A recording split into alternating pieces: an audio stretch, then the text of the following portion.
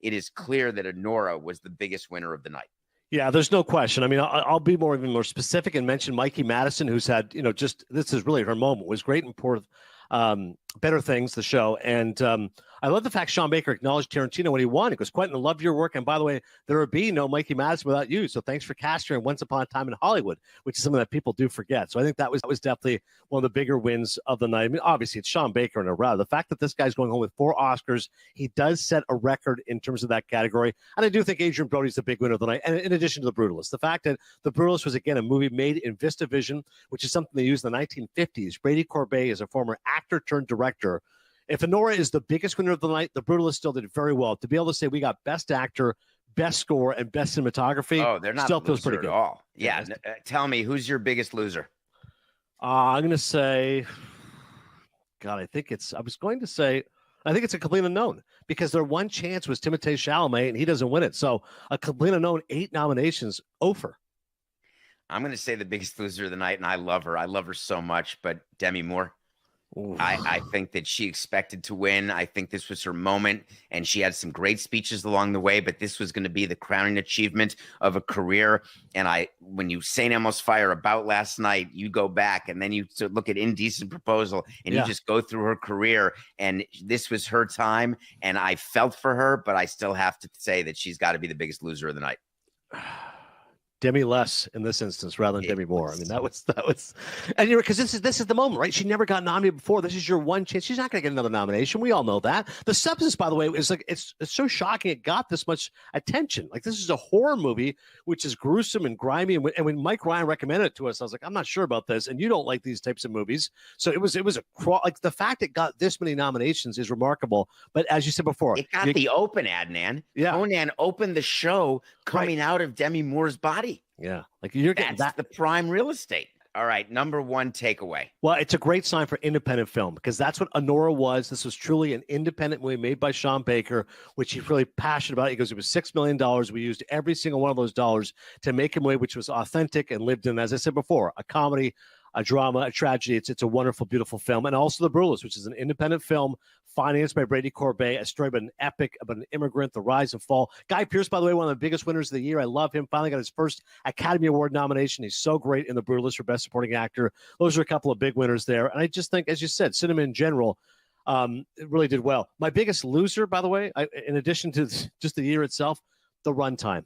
The whole point of 7 p.m. Eastern, David, was they know the Oscars goes 3.5 hours, sometimes 4 hours. So it used to always start at 8 o'clock Eastern and then go till midnight. Everyone's like, oh, my God, wait for your late local news, et cetera. So they move it to 7. And the thought is, okay, even we're hoping for 3 hours. But even if it's 3.5, 10:30 is still reasonable. But this 10:45, I know maybe it sounds like I'm quibbling over 15 minutes, but it felt bloated. I thought the elements of the show dragged. Okay. And that made it feel worse, but it caught up quickly at the end. And the stream said it would end at 10:32. So it only went 10 minutes over by that logic. 10 or 11 minutes over. And Brody himself was 40% of the overage. So just keep in mind that is a big factor. Okay, what happened with Hulu then? Apparently the Hulu feed crashed. That's one of the biggest losers of the night. So I want to say that my takeaway from the year in movies and my takeaway from the show, we heard people talk about movie theaters, the importance of going to the movies. Mm-hmm. It starts with Tom Cruise in Mission Impossible saying, I'm going to put movie theaters on my back. I'm going to demand a theatrical release, and you must see my movie on a big screen. What we learned today, when you hear an independent person, and a person who's making small movies, small budgets, talk about the importance of movie theaters, that is the lifeblood of the industry that you and I love so much. Yeah. And that lifeblood is being torn apart by the very commercial that Conan had in the show, trying to convince people to go to a theater. That was the theme of the show. It was getting people back post-COVID, because the destruction of the revenue structure of the film business has been severe since COVID. And it was starting, and now it's been severe. So my takeaway is that they're quality movies that studios are afraid to green light. And I hope that the winners of the Oscars this year, the quality of the movies and the size of them, will allow studio executives to be more brave in their choices.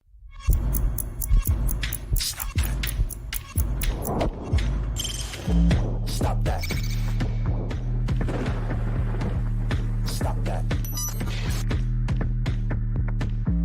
Stop that.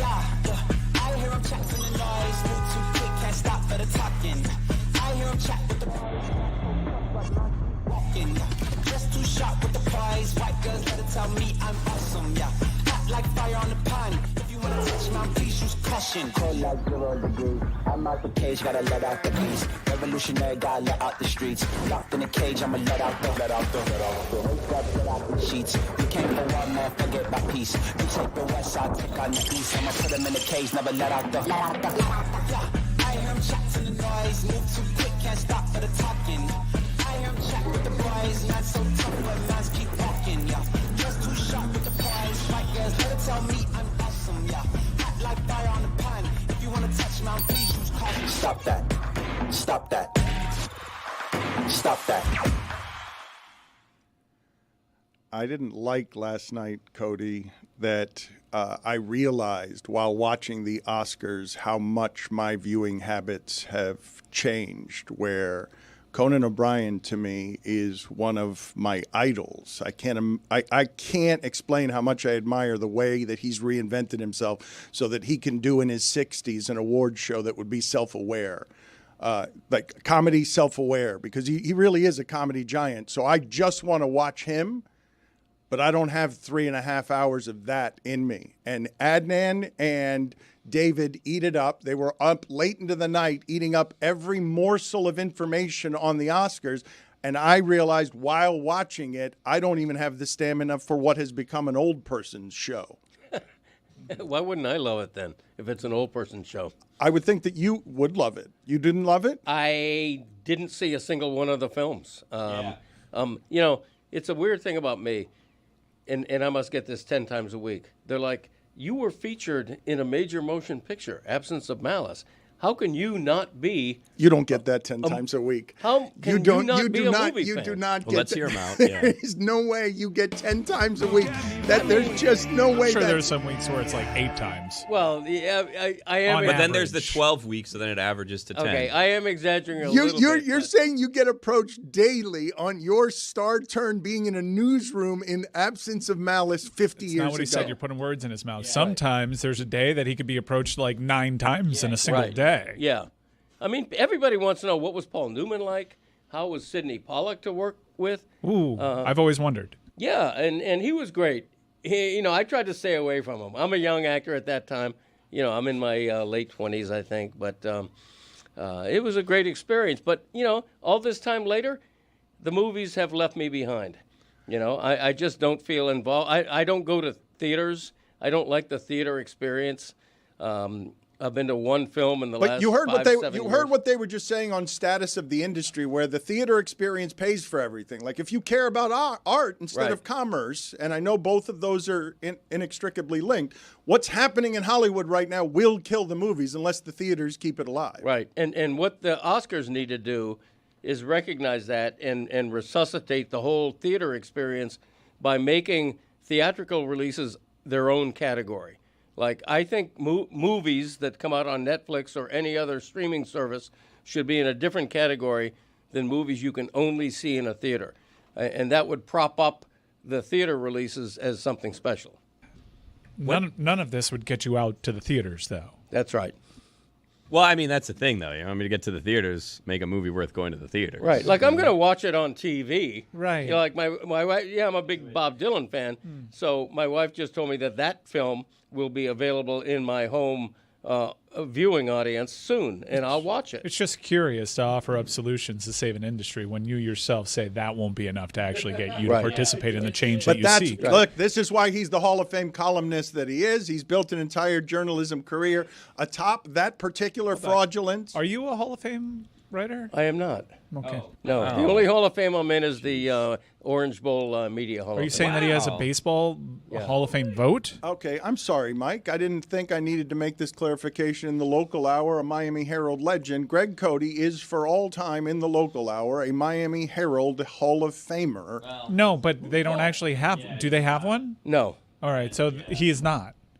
All Hall of Fame? Do we Yeah, have a I Hall of remember. Fame? I'm not. Look, Greg Cody is absolutely a 20-year anniversary Le Batard Show with Stugotz Hall of Famer. That's you. not up for dispute. But that's not a appreciate Hall that. of Fame either. We don't have a Hall of Fame. Is There there a should Greg be. Cody Show Hall of Fame? He's you a- should make one. If You know there's what? a Theater of That's a Mind good Hall idea. of Fame, then I guess. I tell you, Billy, man, he's on the mark. Okay. Wasn't your fantasy football league going to That's start why they a call Hall me of Mark. Fame? My fantasy, the regular PFPI, not PFPI fantasy, is toying around with the idea of a Hall of Fame. Really? As it is, by the way, speaking of movies, the Dad's Dynamics Cup PFPI championship trophy weighs almost twice what an Academy Awards Oscar weighs. Fascinating. Wow. Like 8 pounds to roughly 14 pounds.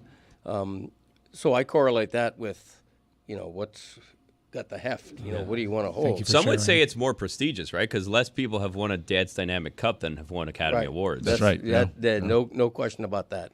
But to Mike's point, yes, I'm a proposer. I am proposing a solution to help resuscitate movie theaters, but I'm an idea man. I'm not going to participate in saving the theater, but I'm going to suggest how it might be done.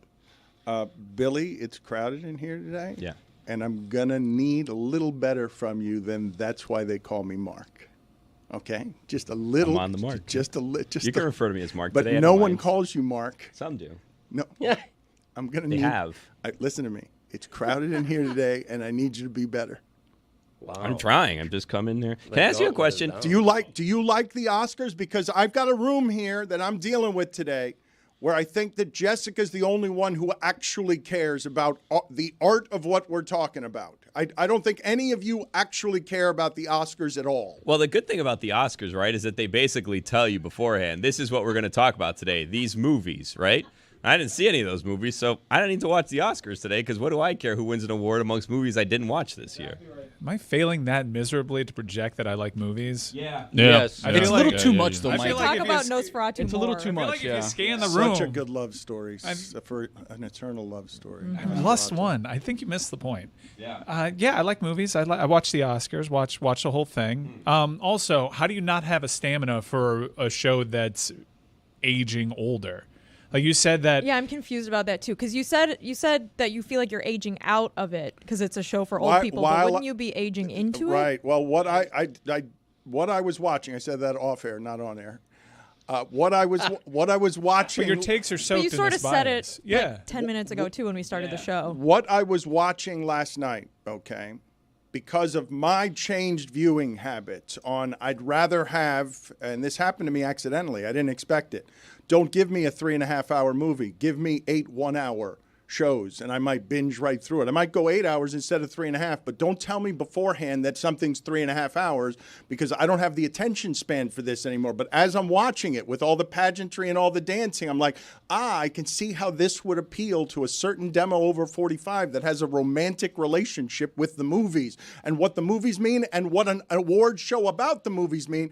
And I'm telling you that even with all of that as backstory, I'm tuning in because I want to see Conan, and not even he kept me there. You said that he was one of your heroes. What's the appropriate age gap to have a hero? Think Because they have to you be guys are older? similar in age. He's a little older than you, right? Can But, you have a younger hero? Yeah, I can you think have so. a hero that's younger than you? Cool. I show speed. You're my hero. He is 61 and I am 56, but I'm just saying that I'm watching through his entire history and evolution, how he fought through the late night wars and was more authentic than any of them, more self-aware about being consistently funny and amusing about himself and being likable enough that at 61 he hosts the Oscars, and I'm guessing he boosts their numbers merely by putting his particular imprint on it because he reaches across 30 years. Well, I thought he was really funny, and that his whole premise of "I'm not going to waste your time," it worked. He didn't waste our time, and it didn't run late because he was just bullshitting in the middle of the show. It ran late because they did a random 10-minute ode to James Bond that probably Not random. Yeah, not Wait, good. what did I probably miss? didn't need that. Dude, Not random. this whole 007 thing is weird. It's almost as if everyone just kind of put to bed the notion that 007 movies are going to be interesting anymore because the ownership officially changed hands, and now it's in the hands of Amazon. So, everyone's saying goodbye to 007, not because it's going anywhere, but because there's just going to be more of a saturated 007 market now because they're going to churn these out. It was weird. I honestly assumed it was like SpawnCon. Like it was like, hey, remember James Bond? You're gonna watch it now on Amazon. Well, I wonder, as we cheapen the movies, because 007 and that entire franchise, you can make the argument whether you want to go Mission Impossible, Bourne, or any of the others, John Wick, it can be argued greatest action franchise there's ever been in the history of the movies. When Daniel Craig is asked, when he's asked 6 or 5 Bonds in, what do you care? What do you think about what they're going to do with the character next? He says, I don't care, because they're going to cheapen the bleep out of this. You know what? Shut up. You died. You ruined the whole thing. You Daniel Craig said died. that? Yeah. James Bond's not supposed to die. Could do without you telling me about the rest of the franchise when your film is part of the problem. Worst James Bond ever, by the way. If we're going to be honest. You know why? That's a bad take. Why? Because he died. He died. None of the others died. That's not his fault. It is his fault. It's not his All fault. of the others Did figured you out a way watch the to movie? not die. Did you watch the movie? Yeah, I watched the movie. He Okay. died, and Yeah. he didn't come back. Exactly. When Ethan Hunt dies, he at least comes Thank back. you. He's died twice. Guy gets it. Disavowed. And it looks like he's going to die a third time from the looks of this trailer. But we don't know. No, definitely gets disavowed, though. How many James Bonds have there been? Can anybody name them all? Because I stopped watching after Sean Connery. No. I think all the living James Bond should get the vote come on who the next James Bond it's is. Dalton, it's Pierce Brosnan, it's Daniel Craig. There haven't been that many. Yeah, there've been too many. Okay, but that's now they're going to be And none more. of them have died except one. You Well- know who died multiple times and come back? Jason Bourne. Dude, that guy's drowned like 7 times and still keeps coming back somehow. He's not a quitter. He says, you know what? I'm not giving up on you guys, the fans. Daniel Craig, quitter, gave up on us. Decided, you know what? I'm going to be selfless and I'm going to sacrifice myself and I'm going to die. Blah, blah, blah, blah, blah. Get out of here. Loser.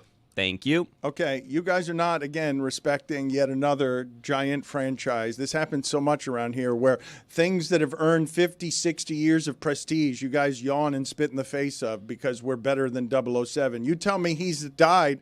How many times has Bourne died? You said that Tom Cruise has died twice. Ethan Hunt has. Tom Cruise can never actually die. Ever heard of No Time to Die, James Bond? That's what all of them had, except him, apparently. He had plenty of time to die.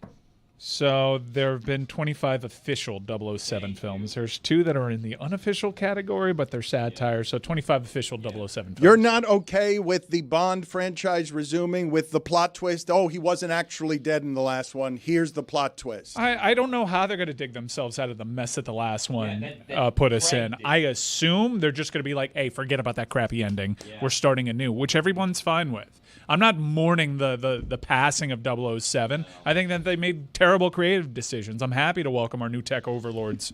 Part of the reason why the theater is dying is that, and I'm pontificating as someone who doesn't go to movies. I get the irony of that. But movies reinvent themselves too much. Like the franchise is killing the theater.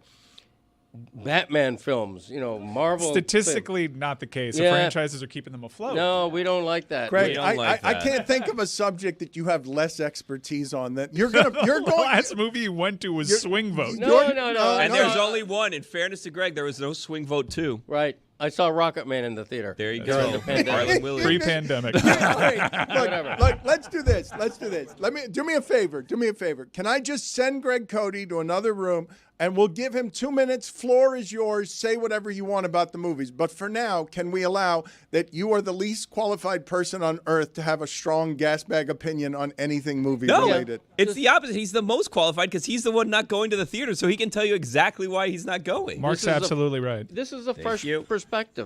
Okay? This is a fresh. Wow. I'm an independent thinker. That has to be a fine. I'm not beholden to the movies. It is a fine. I will pay a $5 fine, a new fine for snorting. Greg, go into the other room. I will get 2 minutes of your talk in a second, please. Okay, I want to get all of your Oscar opinions, and I want to have the floor is yours for you. Go as long as you can, and we'll just help you from in here. But in the interim, I do want to get Jessica's opinions as someone who cares. And actually watched all of the movies. So you guys give me no expertise for 20 minutes, haven't watched the movies, have a ton of opinion.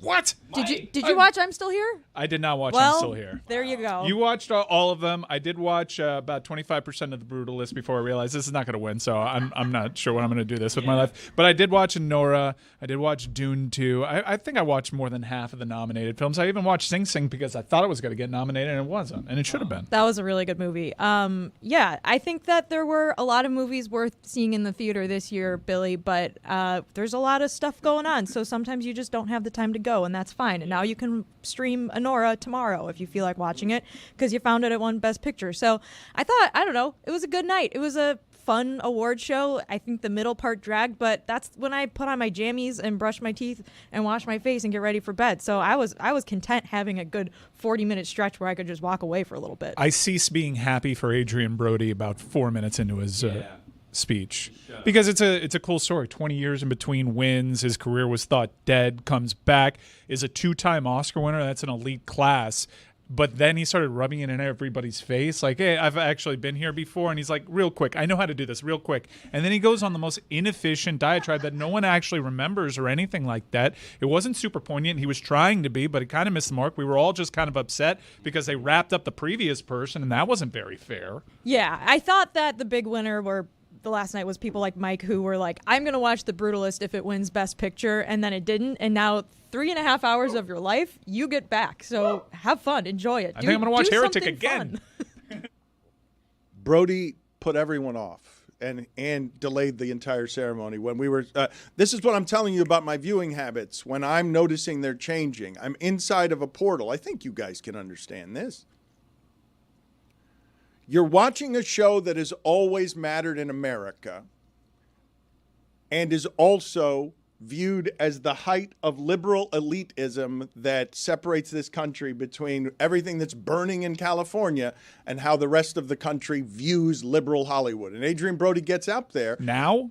I mean, they've always viewed it this way. Yes, no, I know. But what I'm saying is that over the pandemic, we all realized when they tried to keep this annual, very important American symbol of a show up in the air, oh, this is silly to do this now. All of this is stupid. The industry's shut down. They're fighting over money, and AI is going to take over soon. This is the last vestiges of America being able to celebrate itself and what it used to be on television. This show as here's Hollywood, but it's also being torn asunder by tech people and being torn asunder by streaming, and we got to keep the theaters alive, and the writers are fighting over AI spaces. Like the commerce of all of this, it threatens the beauty of the art, and then Adrian Brody gets up in the middle of it and gas bags, and people remember why they hate self-important actors. No, they don't hate it. They love it. They love it. It's a celebration of America's celebrating its obsession with celebrity. Like, it's an award show. All of it is silly. All of it is dumb. All of it is them patting themselves on the back. And I think most people are kind of wise to that and admit that this is a guilty pleasure of theirs. One thing that I don't like that they've done for like a decade now, because I guess one of the award show hosts was too mean when it came to respecting the categories, is they do this whole thing where they have either former winners or presenters come out and they list the nominees. But when it's an acting category, they're like, Stanley, your bravery as you played a cardinal, it knocked me to my knees. Your courage under such like they're He acting. should have been nominated, by the way. Stanley Tucci snubbed. But they always do that. Ray Fiennes snubbed, should have won. And they always end it with Coleman like, Domingo also should have won. Thank they you. both should have won. Thank you. Bravo. And then they just move on to the next one. I'm like, where's the joke? This is all a great It's very setup. earnest, yes. But I think this year they had to change it for the Best Actress category because Emma Stone came out and then they were like, these are the nominees for Best Actress because the actress who played the main character in Amelia Perez was embroiled in scandal and controversy throughout this entire award season. Also, another big winner last night, all of the haters of Amelia Perez because they won for Best Song and I think a couple other ones, but like none of the big awards. And so if you hated that movie, which most people did, whew, what a relief. If I may, this award show, for me, will always be remembered for its open. I think, arguably, the Wicked number at the start was the greatest performance I had ever seen at an award show ever. Finally supplanting Ricky Martin's bursting onto the scene with a cup of life. That was amazing, and that was the previous. Tony remembers. Tony, I was a little boy, but I do remember Tony, that. Latin people represent right there. He hit that ceremony with so much Latin that our people were proud. And thank you, Ricky, for breaking through to the other side. No one had seen hips move like that before in their entire life. But Cynthia, when she got that note, when she delivered the note, I mean, it's a where were you type of moment. This is what I need to say to you. You need to take it back, because nothing will top Ricky Martin and what he did for our people. Did you watch Mike, the number? Mike, you need to. Mike, What about my people? Mike, What's going on here? you need to take it back. Let's go to Greg Cody in the other room. Get 2 minutes of unfiltered thought on what is the least qualified man in America to be talking about the Oscars today. Go ahead, Greg. Least qualified man. I'm the only one among us who's been featured in a major motion picture, Absence of Malice, in '81. Mike's talking about the greatest hips in America. Elvis Presley's hips were barred from appearing on the Ed Sullivan Show in the mid '60s or whenever that was, because those hips were moving. The Oscars need to. It's funny they have a category for editing, because they don't edit themselves. It's funny they have a category for short films. How about a short Oscars? They need the Oscars to be a concise 1 hour award show. Eliminate all the fluff. More wheat, less chaff. There's just too much going on. They eliminated the songs because all 5 of the best song nominees were awful. So granted, we didn't have to hear that, which is great. Otherwise, it would have been a 5-hour show. Talk about a metaphor for the night, The Brutalist. It's brutal watching anything for 3.5 hours, whether it's a film or an award show. Come on, if you want to attract the non-movieaholic, Jessica watched all 10 films that were nominated for Best Picture. God love her. You could put a gun to my head and I wouldn't do that. Come on. I'm just saying. I bet you would. You could offer me a lot of money to watch The Brutalist for 3.5 hours. Well, I've already talked you down from gun. Okay, well, No, but if that we kind put- of thing. if- I mean, But if we put a gun to your head, you'd watch all 10 of the movies. I don't think I would. I would play the odds. I would assume that the gun was either jammed or had no bullets in it. I'm going to play those odds. Those are playing poor odds. No, they're odds. Well, now you're saying the gun might not be loaded. It's a different metaphor. Yeah. I mean, No, this gun is loaded. You better watch Honora. Bad gambler, man. Honora. Now, Honora sounds like it's a terrible name for a film, Honora. But and so is the Dylan film has a terrible title. A Complete Unknown? Yeah, people need to consult with me on the title of a film or something, because Honora, I didn't even, is it a woman's name? What is Honora? It sounds like a car. I drive a Toyota Honora. Again, I think cilantro. well, she doesn't like her name either, so I guess you guys cilantro. agree on What? that. She goes by Annie. Yeah, she Okay, goes by that Annie. makes sense. But anyway, Annie's a movie but Greg would Annie's watch. been- Yeah, Annie's definitely. Annie's a been movie. done. Yeah, these people in back of me were chanting my name a couple of minutes ago. It's One weird. Night Live. They're being silent now while I'm talking, which is great. They're like dummies back there. But I'm trying to fix film. I am. I'm trying to save the theater experience, marshal all of my background in film with Absence of Malice. And Yeah, you mentioned that. Look, well, haven't had a We're up role to four- since. We're up to 4 times this week where he's been talked about that role. Thank you. It's usually 10. We're pacing high this week. Amin you. has 2 movies coming out this year, so you are not. You are not the biggest movie star we have around here, because you were in the newsroom of Absence of Malice. You didn't speak a line, correct? It was a featured scene. But you didn't speak a line, correct? Not that I recall, no. I think they left me on the cutting room floor. No, I didn't grovel to no, Pollock enough. no. He didn't give me a speaking line. No, listen. You were in Absence of Malice because you happened to be in the newsroom that day. And you were in the background and you didn't say anything. And you've been talking about it for 50 years, but you don't even have a SAG card. And SAG. Come up with a better name, a better acronym. Who invent Screen Actors Guild? Come up with a different name so that your acronym is not SAG. When people SAG, there's like, have an effervescent acronym, something upbeat, not SAG. That's another thing I'm going to fix. If I'm in charge of the movies, I'm full of ideas. I'm not a movie fan, but that gives me the perspective, the bird's eye perspective. I'm on a ledge. I'm looking down at the movie industry. I'm seeing what's wrong, what needs fixing, and I'm volunteering to do it. And I'm as serious as I can be when I say cut the Oscars to a concise 1 hour. Okay, now Conan O'Brien was great. I watched because of him. I was not let down. He had the great line about the brutalist. It was so good, I never wanted it to end, and it never did. Great line. Conan O'Brien is fabulous. He's not a hero of mine. I don't want to get carried away. Greg, but okay, yes. hold on. Just hold on a second. Billy wants to get in here. Give me a No, second. I'm fine here. Greg can go. I wanted to come up. I want to volunteer to help Greg fix the Oscars if we can. Greg. Thank you. And here's a solution that I have, and maybe we'll capture Dan's attention and the attention of many others. So, what if instead of a 4-hour, 5-hour ceremony, you release the Oscars on Netflix as a 4-part award ceremony with cliffhangers at the end of every episode? You know what I mean? Are you standing? You do something along the lines of, and the winner is, and then boom, black screen. You're like, I need to see who won that award. Greg, are you standing up and sagging? Yes. This is what the SAG Awards does to you, right? I'm sagging. Mm-hmm. The life has gone out of my body. My limbs are limp. I'm sagging. The SAG This is what Awards. Pollock probably saw on the set. You don't have a SAG award, right? You don't have a SAG card? You don't have a card? I do not. No, I wouldn't have one unless they changed the name of their company. All right. I don't Behind know the what- union, huh? Yeah. Greg, come back in here. I don't I'm know. pro-union, by the way. Are you? Yeah. Greg, All of them? Yeah. Greg, come back in here. Greg was making fun of me before the show, and it's a good thing to make fun of me for because I'm at a journalistic crossroads today, okay? The Panthers, the champion Panthers, have bestowed upon me an honor? Question mark?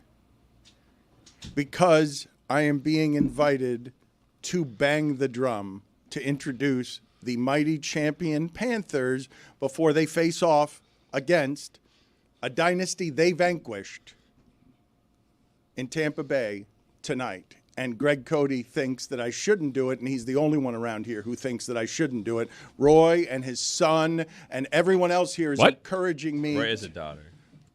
Is encouraging me. Greg's son and Roy are encouraging me to do this tonight, and I don't think I should do it journalistically. Yeah. No, you shouldn't. There are a number of reasons why you shouldn't do it. And it takes a close friend to be honest with someone once in a while. Plainly, you're not a hockey fan. You think Roberto Luongo is still the goaltender. You don't know which end of the hockey stick to hold. You don't like hockey. You never watch hockey. You're disqualified from banging the drum slowly. Disqualified. Well, none of that had anything to do with journalism. No. Okay, but I'm getting to that because the journalism thing is ridiculous. This guy used to be a journalist. Yeah, okay? Correct. He is right now. If he bangs the drum slowly, and you have to, it's all about the rhythm. Don't do it like Dan Marino. He's never lived it down. Had he made the Super Bowl championship, they would have taken his ring away after he banged that drum. The thing you have to do is you have to realize that you are abdicating all sense of journalism by literally becoming a cheerleader for the Panthers. Okay, you might as well be on their payroll. Well, Yeah, I don't think I should do it. Wow. I don't either. Are you holding out in case you work for the Times in 2 years? What are we talking about here? You're going to go back on the hockey beat at some point? Oh, they're not going to hire cares? you. You Miami talk way Times? too much about politics for them. Dan's going to be working for the Hollywood Sun Tattler in 5 years. He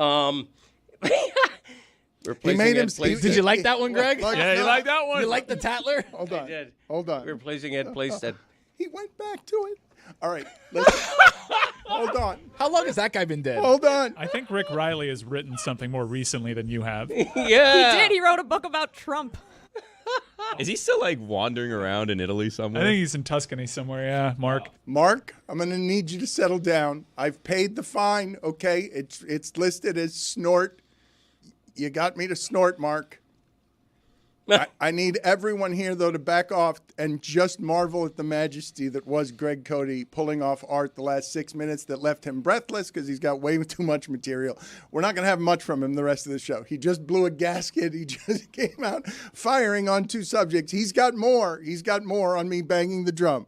But I just want you guys as his producers today, because he's going to be a runaway freight train all show, to recognize that what just happened there is Greg Cody made himself laugh by mentioning the Hollywood Sun Tattler, a newspaper that's not existed in this town since about 1980-something. Not even. Okay, no, hold on. Okay, please look up for me the history of the Hollywood Sun Tattler, because he right there was talking to the audience of our podcast that he thinks is in their 80s. In their 80s. 1942 to 1971. The Hollywood Sun Tattler existed in this town for a very small time. And Greg Cody then, after that, made the joke even more inside, replacing Ed Playstead, a sports editor of the Hollywood Sun Tattler. He didn't think anyone heard it, so he made it again. He said it a second time. It's a joke that no one listening to this would understand. No one remembers who the sports editor was of the Hollywood Sun Tattler in 1971. You simply cannot make that joke here. Yeah, you can. Because if you don't know, you should know, and then you're going to look it up.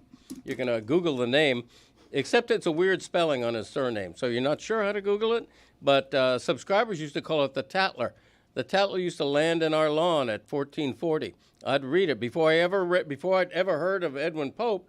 I used to read Ed Playstead, who once wrote a column criticizing the NBA commissioner who had died like 3 years earlier, and he wrote the column as if the guy was still alive.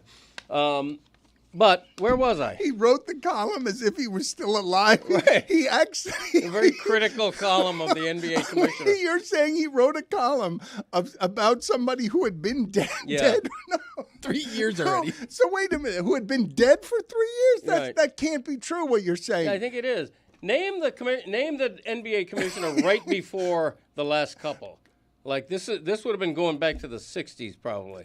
Greg, you cannot be serious saying that a columnist in 1970 wrote a column about the NBA criticizing a commissioner as if he were alive, a commissioner who had been dead for 3 years. A few years, yeah. Set rec. No, the Hollywood Sun Tattler. Explain to Tony what a set rec is, because you're amusing yourself there with a newspaper term that he does not understand. It's basically an abbreviation for setting the record straight. When you make a pretty grievous error or something, and you have fool to for correct not getting that. Set rec. But yeah, just before the paper died, they were the ones that famously had the headline "Cody's Slam Paces Drugs," because at the time, as a little leaguer, I was the first baseman for a team sponsored by Adler's Drugs. I wore uniform number 9 because that was my mother, her favorite number, and I still have that headline somewhere in my house. But I'm a little dumbfounded because Dan started the day by being like, the Oscars are too old for me, and then we've been doing this. The Tattler. Like 10 Yeah. I don't think you should bang the drum after this segment. What are your thoughts here on what I should do? Because he's brought to me a conundrum that I have considered here, and he says this is ridiculous for a number of reasons. He's just getting started. If I do this tonight, I will never live it down with Greg Cody. Greg Cody will respect me less if I do this tonight. I have a possible solution here. And, Greg, I don't know if you're willing to participate in this, just because, like, Dan's obviously in a bind here where he has to go out there and bang the drum potentially, right? And you think, he doesn't know which end of the hockey stick to hold, as you mentioned. Like super offensive, by the way. Yeah. And you don't want him to compromise his, journalistic integrity or whatever. Sure. So, like, what if you volunteered to do it for Dan so that he wouldn't be in that spot? No, that wouldn't happen. That wouldn't happen. Why? Well, first of all, they don't want me. They could have announced me, but they didn't. I believe this is a part of a Hispanic heritage thing. Right. Yeah. Well, I was born in Massachusetts. He was born in New York. Who's more Hispanic? But I am. It's a fair question. That's a good. Obviously, you are. I'm kidding, but Yeah, if he traced Greg's lineage back far enough, Cote could be, Yeah. You do both have French surnames. Yeah, That's true. French Canadian. Yeah. The Canucks. Actually, the French Canadians are the Canadians. Yeah. That's a good point. Canucks are Vancouver, right? Yeah, that's way good. over on the other side of the country. Beautiful city, though. Been through there on my way to an Alaskan cruise once. Really? Where'd you stop? Normally that's not the port, but in that case it was. Juneau? Anchorage? Where'd you go? What's that little No, not. I almost said Saskatchewan. It's a similar. Saskatoon? No. I'll think of it. I'll get back to you. Please do. Yeah, but Mark, good work as always. Saskatoon. He hits the mark. Wait, He it's a does. port in Alaska? Yeah. It's a little town that is floated only by the C-word. Sitka. Do you still think Dan is a journalist? Been to Sitka. Skagway? Journalism is amorphous now. I don't know who is and who isn't. Is Stephen A. Smith a journalist? I don't know. You tell me. But I'm just saying, back in the day, and he knows this. He's considered it.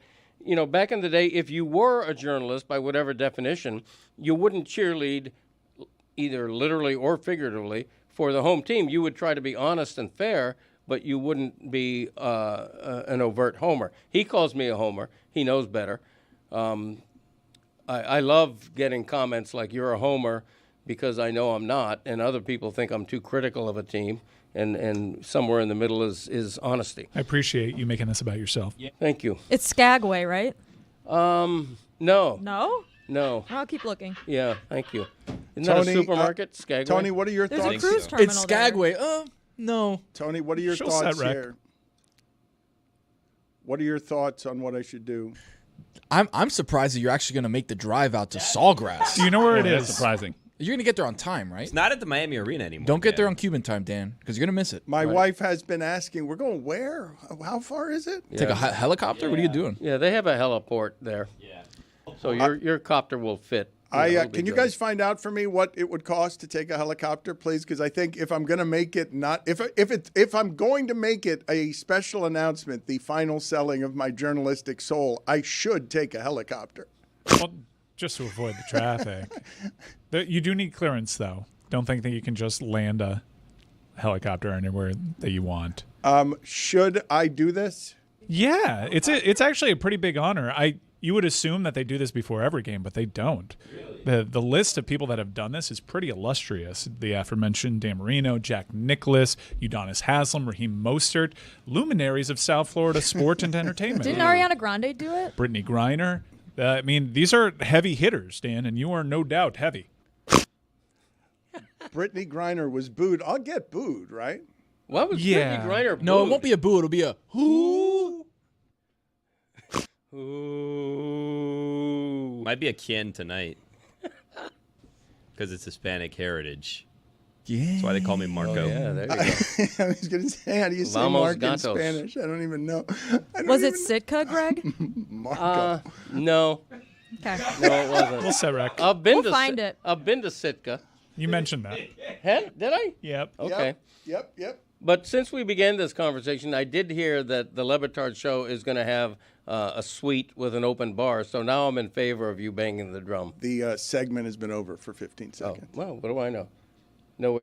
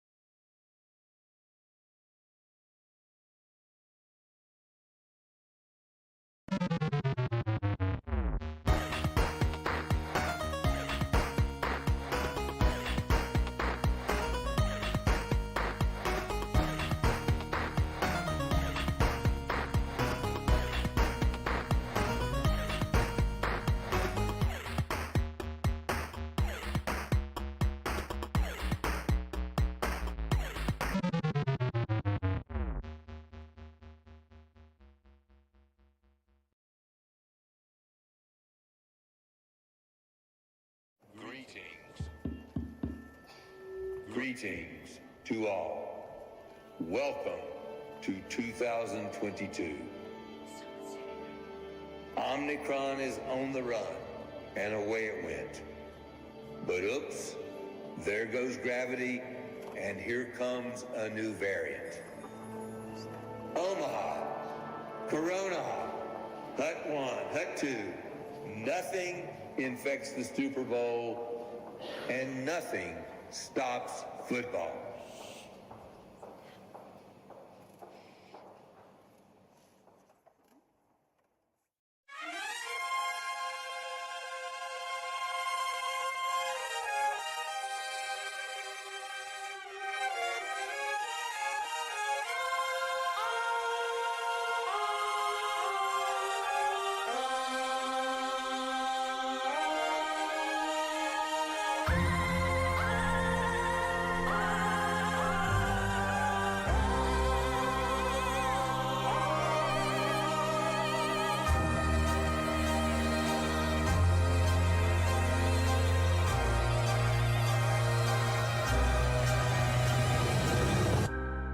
Racism, greed, trauma to brain and spine.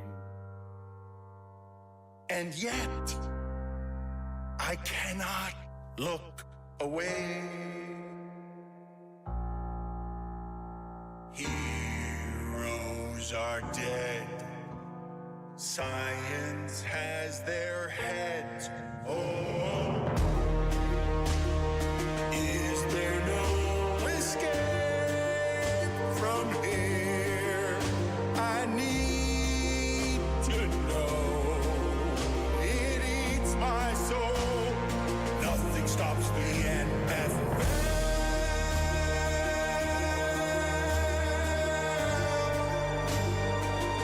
Is this heaven or hell? I can't tell. It's human cockfighting. CTE prayer circles. They blackballed the blackballer. They tried to end racism by stenciling it in the end zone. Billionaire boys using millionaires as toys. It's all immoral, all unethical. Ooh, the witching hour. Nothing stops the NFL.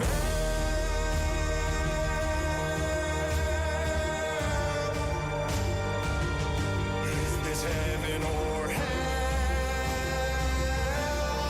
I can't tell.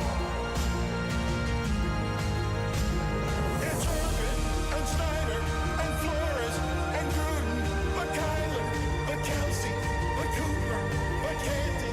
It's cheating and tanking and bounties and banking, but parlays, but face bank, but promo, but innings.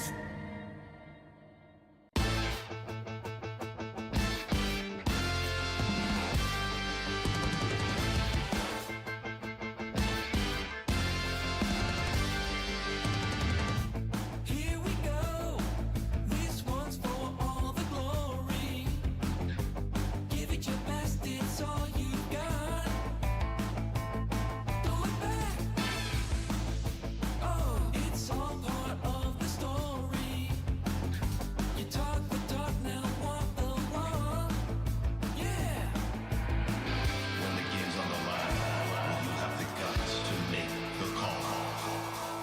When it's crunch time, you make us scream. God bless football.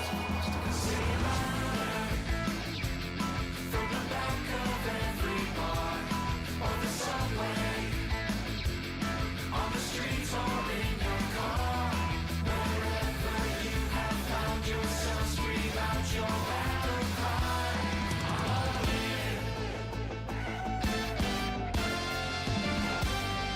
I'm all in.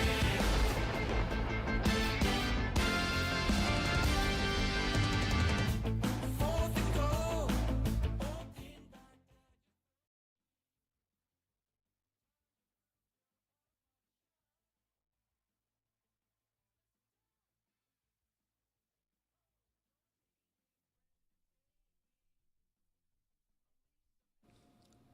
Peter Rosenberg is going to join us here momentarily to talk ostensibly about Oscars, but I also want to talk some basketball with him. And Roy, give me the stat of the day music, please, because I'm just going to put something on the screen here, and I'm going to get Peter Rosenberg's instant reaction as someone who's loved sports for a long time to give me like 30 seconds on the stat I'm going to put in front of him right now. Start of the day, start of the day. It is your start of the day.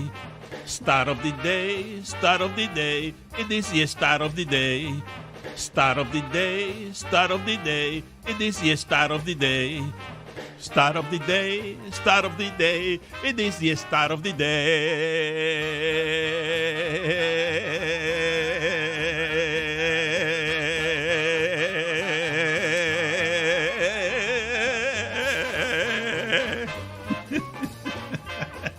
Stat of the day is presented by Miller Lite. Thank you for playing the short version of that. I have said that in my lifetime, the best basketball I have ever seen played by a single individual was the last of LeBron James here in Miami in his prime, when he mastered basketball and shot like 58% from the field because he just mastered the entirety of the sport. The stat in front of you right now has his lines from the 2012-2013 MVP with Miami, and it also has his statistics since turning 40 years old.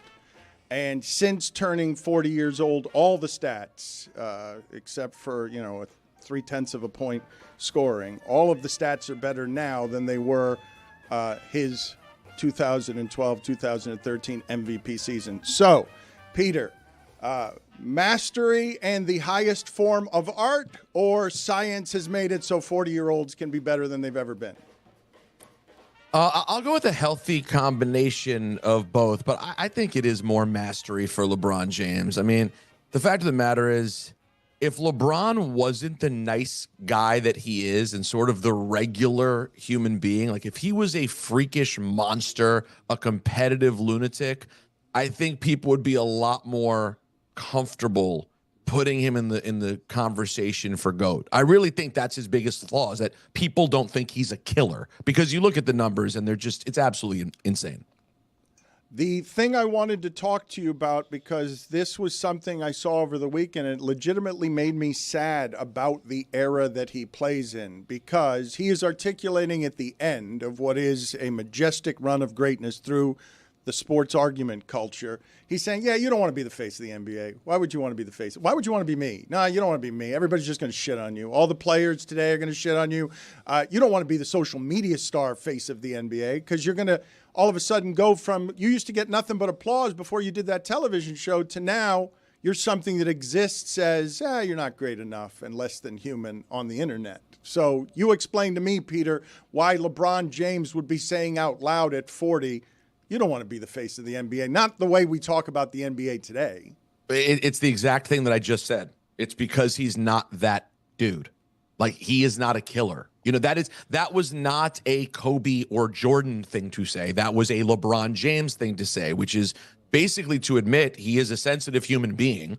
He gets bothered when, people he respects from the game, former players, have criticisms of the guys who run this league now, or the faces of this league. I think it bothers him. And I think that is exactly what separates him. Kobe would have been a middle fingers up. Of course, I'm the face of this league. And if you have a problem with the league, F you. Or I agree with you. We do need to fix this league. And that's not LeBron's style. So I really do see it as sort of the same thing. I didn't love the response from LeBron, because although I do think LeBron is one of the greatest players who's ever lived, I do think his friendly approach is one of the things that people don't love about this version of the league. Didn't he also say, I didn't ask for any of this in the same quote? He did. I think that's what he did. Why would he ask for it? I didn't ask for it. I was just given this. But at the same time, as I'm saying the things that I'll point out as flaws about LeBron James, a lot of the arrows that LeBron takes, Dan, no one knows this any better than you.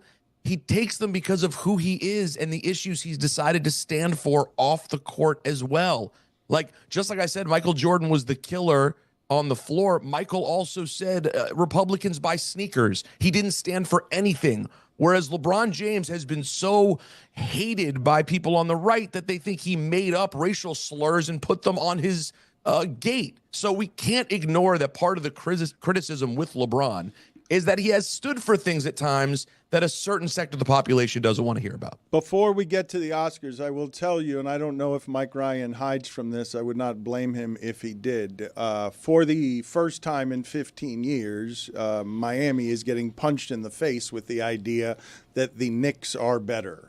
ever since playing the Miami Heat in the playoffs when Jalen Brunson wasn't good enough and clearly not good enough for the Jimmy Butler Heat. What you've seen happen over the last couple of years is the Knicks have surpassed the Heat, so much so that last night when scoring gets hard, what happens to the Heat always happens to the Heat late, and the Knicks run away with the game and have now won 8 of their last 10 against the Miami Heat because they're clearly better than the Miami Heat. Nobody would dispute that.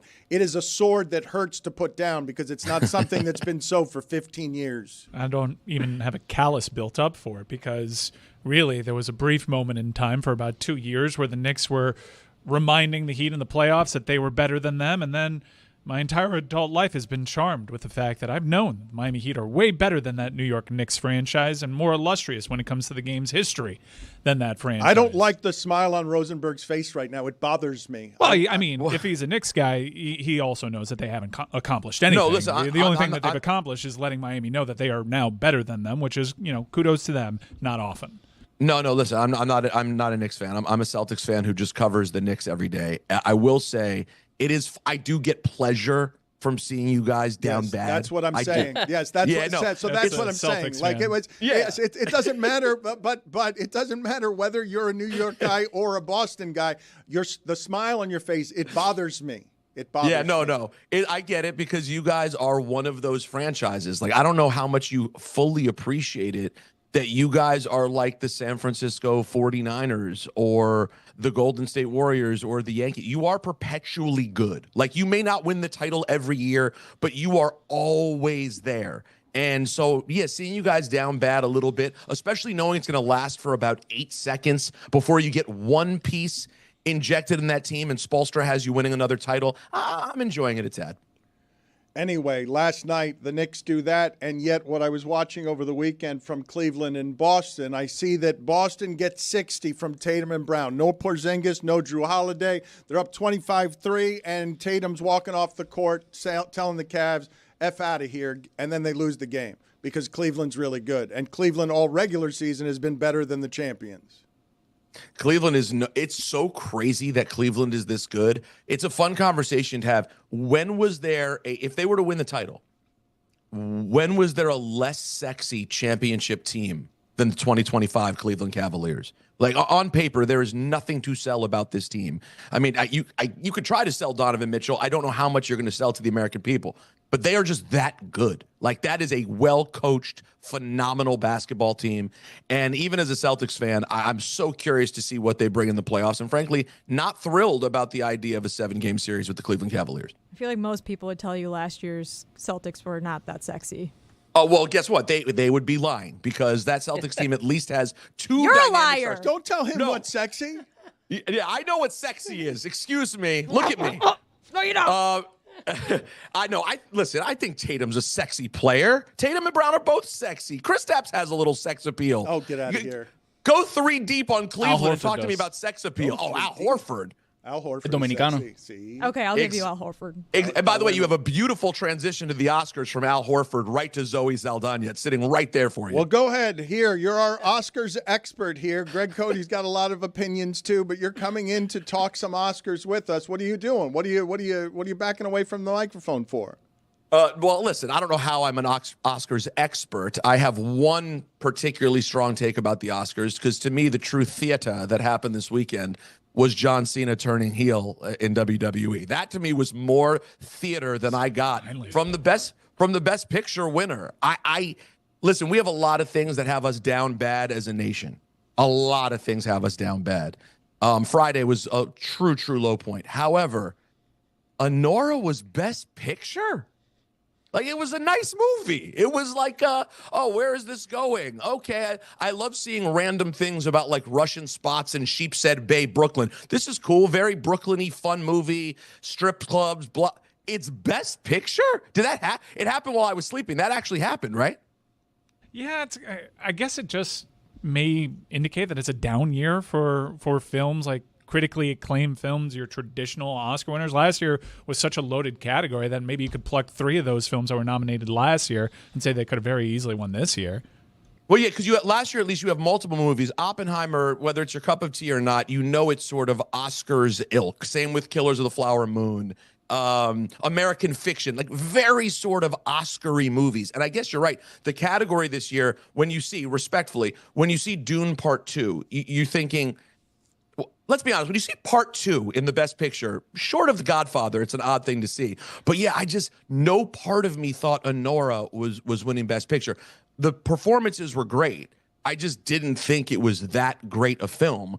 Though I'm not exactly sure where you go with that category this year. Put it on the poll at Le Batard Show. Is Part 2 ever Oscar worthy? Because he brings up a good point. The Lord of the Rings, The Two Towers. Godfather 2. Godfather. Well, he just mentioned something. The Return of the King won Best Picture. Fast and Part Furious. 3. Okay, I stand corrected then. Fine. Stop shouting at me. I believe Fallout was the 7th in the series. No, 6, because then there was Part 7, Part 1. Okay, I got it. James Bond 25. Good film. That was the one. That's not going to win. James Bond has not ever won any Oscars, I don't believe. Let's keep it that way. Okay, thank you. I don't understand what it is that you are contributing. What's your problem, I Greg? bet you it has for Best Original Song. I bet you it's kind of dominated that category. I'm with you. There were like a lot of really good movies, but compared to like an Oppenheimer, which was, outstanding acting, great editing, Hall of Fame director and Christopher Nolan, they literally made a bomb and blew it up. Like there wasn't a film like that in the Best Picture category this year, but there were a lot of really good movies that I saw that I liked a lot. It wasn't going to ever win in that category, but I would have liked to have seen I'm Still Here potentially win that award. I thought Conclave was really good. But yeah, Nora was a solid movie. I think people that watch it would like it, but it doesn't maybe totally hold up to a Best Picture win. But I mean, maybe it was the best one this year. I had trouble here, and this is a delayed penalty for Greg Cody. Minor penalty, 2 minutes for adding nothing. Okay, you were not useful there, so please leave the room for 2 minutes. I got so much to say about the movies. Okay, but please go say it. All right, go say it elsewhere. But I will say that what Peter has brought up here, he's the voice of WWE's newest series, WWE Evolve. It starts March 3rd on Tubi. You were saying, because you're here to promote that, wrestling is having a real moment with the streaming services and being able to make content for a lot of different people that's evolving the sport on two fronts. What's this project you're involved with? So Evolve starts on Wednesday on Tubi, and basically it's the new show to expose people to new talent. So because SmackDown and Raw are so big, and now the third show, NXT, is a really big show with big stars on it as well. And because, to your point, Dan, the product's doing so well, they started this new show on Tubi to expose new talent to the world, the future stars of the company. And yeah, I'm super stoked because just as like every other kid who grew up being like, I want to be Gorilla Monsoon and just pretended to do play-by-play, I am very excited about my first play-by-play gig in any capacity that starts on Wednesday. And Dan, I have to tell you, we both know a lot of people who do play-by-play. You know, I was with Michael Kay for nearly a decade. There's something about doing play-by-play that you're calling real action in the ring, but it's also a land of pretend that makes it a fascinating and difficult job that I did not imagine. It is not only difficult, it's also wondrous to hear you, a grown man, say we all grew up wanting to be Gorilla Monsoon. I know I did. Dan, we've counted at least 5 Academy Awards that the 007 franchise has won. We correctly picked out that they dominated Best Original Song. That's where at least 3 of these 5 came from. But Goldfinger won Best Sound Effects, and Thunderball won Best Visual Effects. So it is a tried and true Academy Award winner franchise. They have 19 nominations, 6 wins over their Have they won any of the big awards? Well, I mean, the Academy Awards. What are you talking about? Best sound effects. They're all big. Visual Is effects. Thunderball sharks with lasers on their heads? Yeah. Is it? Solid win. I hope it is. Thunderball at Le Batard Show. Sharks with lasers on their heads. I don't like how Dan's just casually doing this interview. Peter even cracked the door open a little bit. Yeah. There was a seismic decision made creatively by the WWE. Huge. And it is one of the biggest heel turns in the history of the business, dating back to when Hulk Hogan was revealed to be Hollywood Hulk Hogan, the third man in the NWO. That's how big this is. John Cena, for the first time since he became a champion babyface in the early 2000s, has turned heel during what is supposed to be his final run with the WWE. It is a where were you type of moment. The earth stood still, Peter. What is your take on this?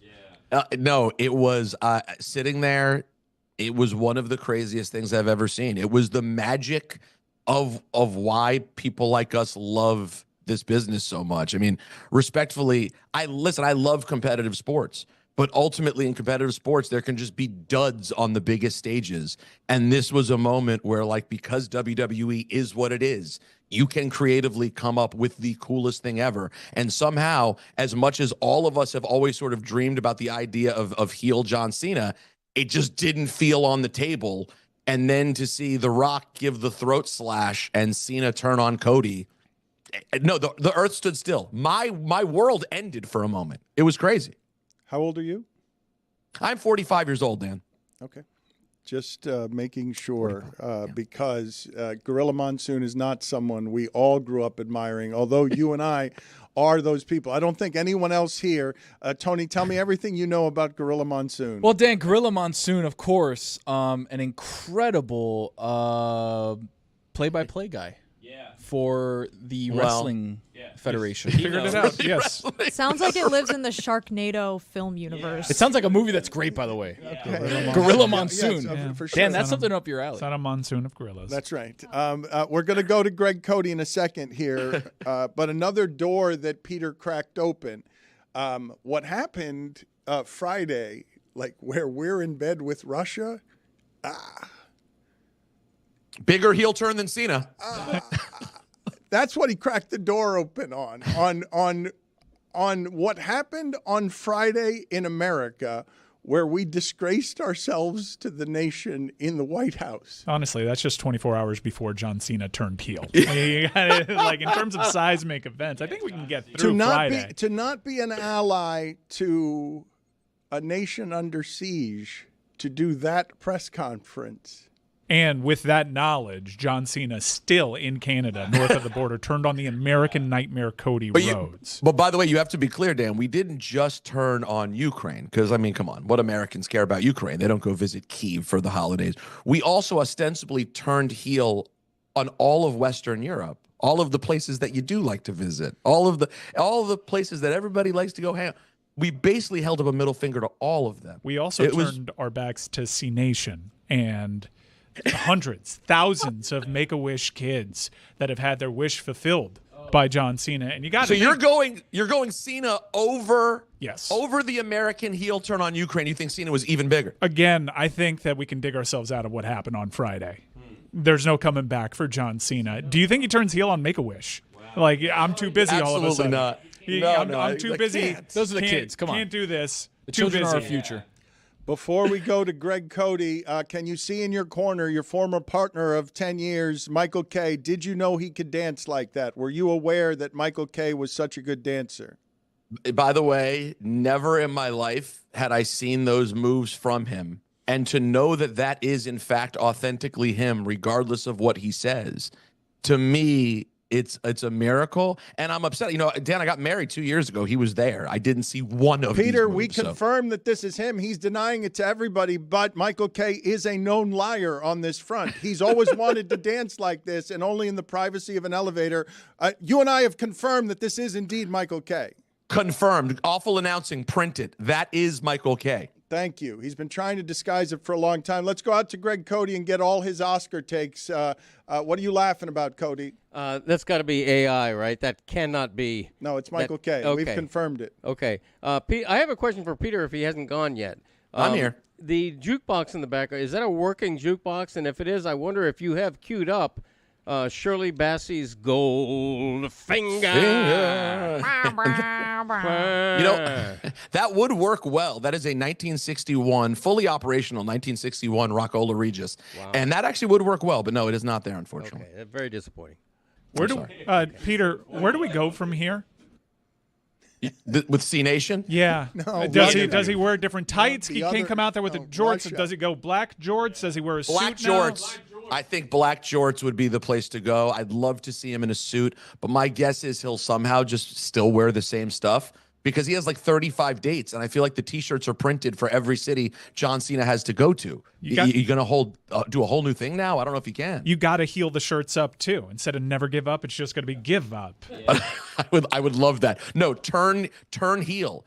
Be a turncoat. I would love to see that. He from should John. absolutely do something like, well, you can see me now. You never were actually able to see me before. No, now I'm who I am. You didn't want to see me. Now you can find. Now you have to see me. Whoa, Peter, let's write this stuff. Good shit, bro.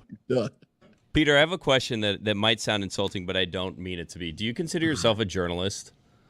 No. Okay, then never mind.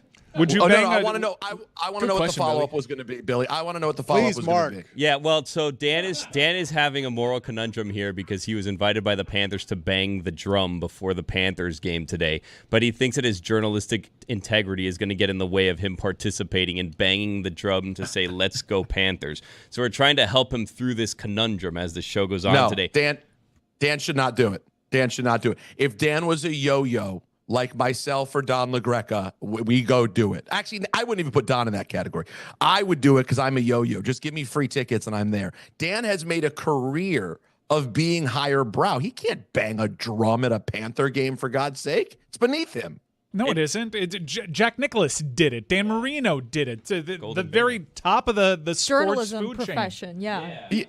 Yeah, they're not journalists. This is the most reasonable mind in all of sports broadcasting. I guarantee Udonis has probably written something more recently than Dan. I'm going to find a Players Tribune article to back this up. I'm torn. I don't know what I'm going to do. Let's go to Greg Cody. Peter, thank you for being on with us. We appreciate it. I should tell the people that it's not just because he's got a lot of shows. It's not just Tubi and the voice of the WWE's newest series, WWE Evolve. He's also on Don, Hahn, and Rosenberg weekdays from 3 to 7 p.m. on ESPN Radio New York. And he's co-host in the morning. This is insane. What are you doing? Weekdays from 5 to 10 on. And I have a 6-week-old, by the way. No, and I also wait a minute. How many hours a day are you on the air? It's too much. What are you doing? I'm trying to get out. I'm trying to get out. Listen, you're please. doing 10 hours a day. What you're do you doing the opposite of getting you're out. You're doing a morning show. Guys, he's doing the right thing. Trust me. As the father of an 8-week-old, he's doing the right thing. Get out there. Go make your money. Go do your thing, PR. Hold on. When you say you're trying to get out, do you mean get out of the house yes, away from your course, 6-week-old? Yes, absolutely. No, I didn't. One of these things has to go. It just hasn't happened yet. It's going to happen. Thank you, Peter. Appreciate it. Thank you, guys. I am getting nonstop texts from David Sampson here, infuriated that Peter Rosenberg was our Oscars expert today and not him and the admin. He called Conan.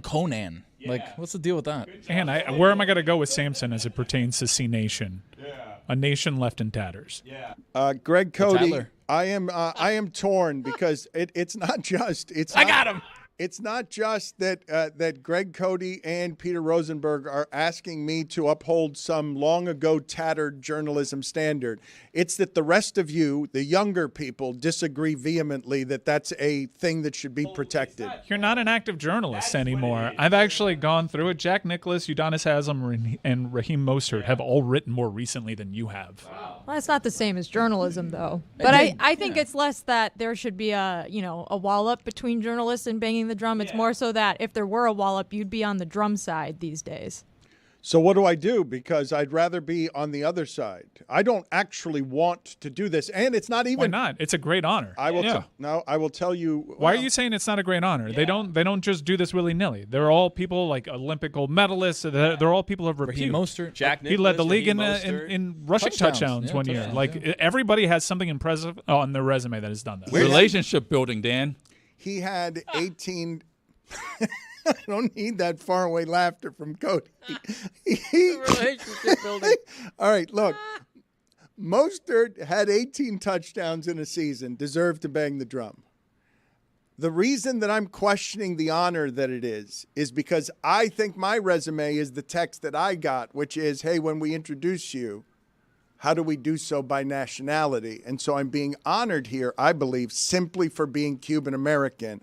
On Vamos Gatos night, when I say the punctuation on Vamos Gatos is incorrect, it feels like pandering. Vamos Gatos is something that we're more likely to say in the house as Hispanic people to get the cats out of the house, not into our embrace. Vamos Gatos, I'm being used as a symbol here. It's not merely the cheerleading part of it. It's, hey, go out there and be Hispanic. I think Vamos Gatos is Let's Go Cats. Yeah. So I think that's it. Like the only thing that isn't actually grammatically correct is the lack of comma. There's no comma there, but Vamos Gatos, Let's Go Cats is, yes, literally translated. But if any of us were to say it in the house, it would largely be to get the cats out of the house. If we Vamos Gatos, no, that'd be like Veten Gatos. Like, get out of here, cats. That would be better as well. Yes. I think you should look at it as even a bigger honor because out of all the Hispanic leaders in this community that have the reputation that would recommend they take part in this great honor, you're a topic. Yeah, why'd they pick you? They could pick anyone to pander. They picked you to pander. I'm Like, sure normally this is an Emilio Stefan lane. Yeah, well, we don't know who said no. In fact, I'm going to text Ron. Ron probably said no. Ron McGill definitely said no. Well, he definitely said no to coming to this because my wife invited his wife to come to it, and they're busy. So he. Oh, classic. All right, look, Greg, what's going on, Greg? I'm enjoying the show. Somebody says something funny, I laugh. All right, but what are you laughing at specifically? Because you're my greatest critic here. Yeah. Well, you are doing journalism right now to put a microscope on the validity of the actual phrase "vamos gatos." So that's journalism. I think before you bang the drum, you should give a little tutorial to the 15,000 fans gathered there, getting ready to cheer "Let's Go Panthers," because you need to instruct them. You need to be informative. You need to bring out all of your Hispanic knowledge of the language and learn people. You know, they don't want to learn, they don't want to earn. You got to teach. He's right about that. Yeah. So do you chant also, or you just hit the drum? I don't want to do any of it, guys. Well, because it's well, it's Hispanic heritage, so you would, I guess you don't say "Let's Go Panthers" tonight. You say "Vamos Gatos." So Let's Greg Cody. Oh, I know what you should do. You should bring your dad as like a sort of meat shield. He's more famous anyways. Don't do that. Why did they ask? Don't do that. You've done that move way too much. Yeah, don't do that. That's why you got to it's- take it's this one on the his chin. move. It's a winning move. That's but you got to take this It's one a on the chin. winning move. This is about relationship building. It used to be. He's no longer a television personality. You're no longer a journalist. Jeez. Wow, harsh. Still a voter, though. I think I still am a journalist right up until I bang the drum. I think you definitely discredited yourself long before that. I think. I mean, when you attacked Rob Manfred, it was kind of Yeah, writing that was was on the wall. pretty much there. Yeah. Even back then, it was like awfully convenient. All right, write quarterly. I'm scared of this for a number of different reasons. Here's one of them. The last time I tried to get a chant off the ground at the Food and Wine Festival, it went like this. Coca-Cola. Can I get a Coca-Cola chant?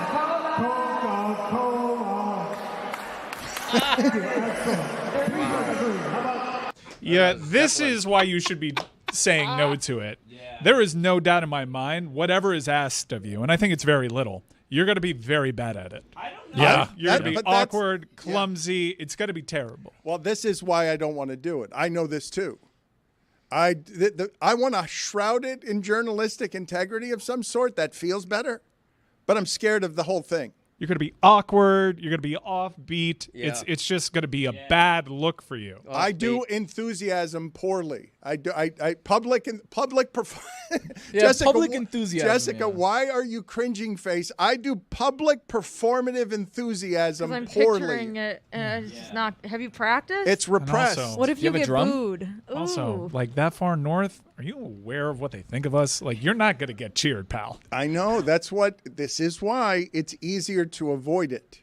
It's easier to. But just you're say, not trying to avoid it. You're trying to put it down like you're too cool for school. Like it's not some great honor, which it is. no, but in you- fact, if you do a great job, they might invite you back No. because everyone's going to be like, remember all that juice Le Batard had? Yeah, let's go. You have exposed me before all. I am vulnerable. I am splayed open before everybody. I don't want to do this because I'm afraid of it. I don't want to do this because it's wrong. The only reason I want to do it is because Mike, Roy, and Chris Cody say I should. And that I must. Say that I must. It's a great honor. they all- Yeah, absolutely. Defending you Stanley Cup only champion. want him to do it because then there's like a 0% chance if he doesn't do it, you get to do it, and maybe like a 1% chance if he gets to do it that one day you'll get to do it. I am not worthy, though I am more of a journalist than Dan.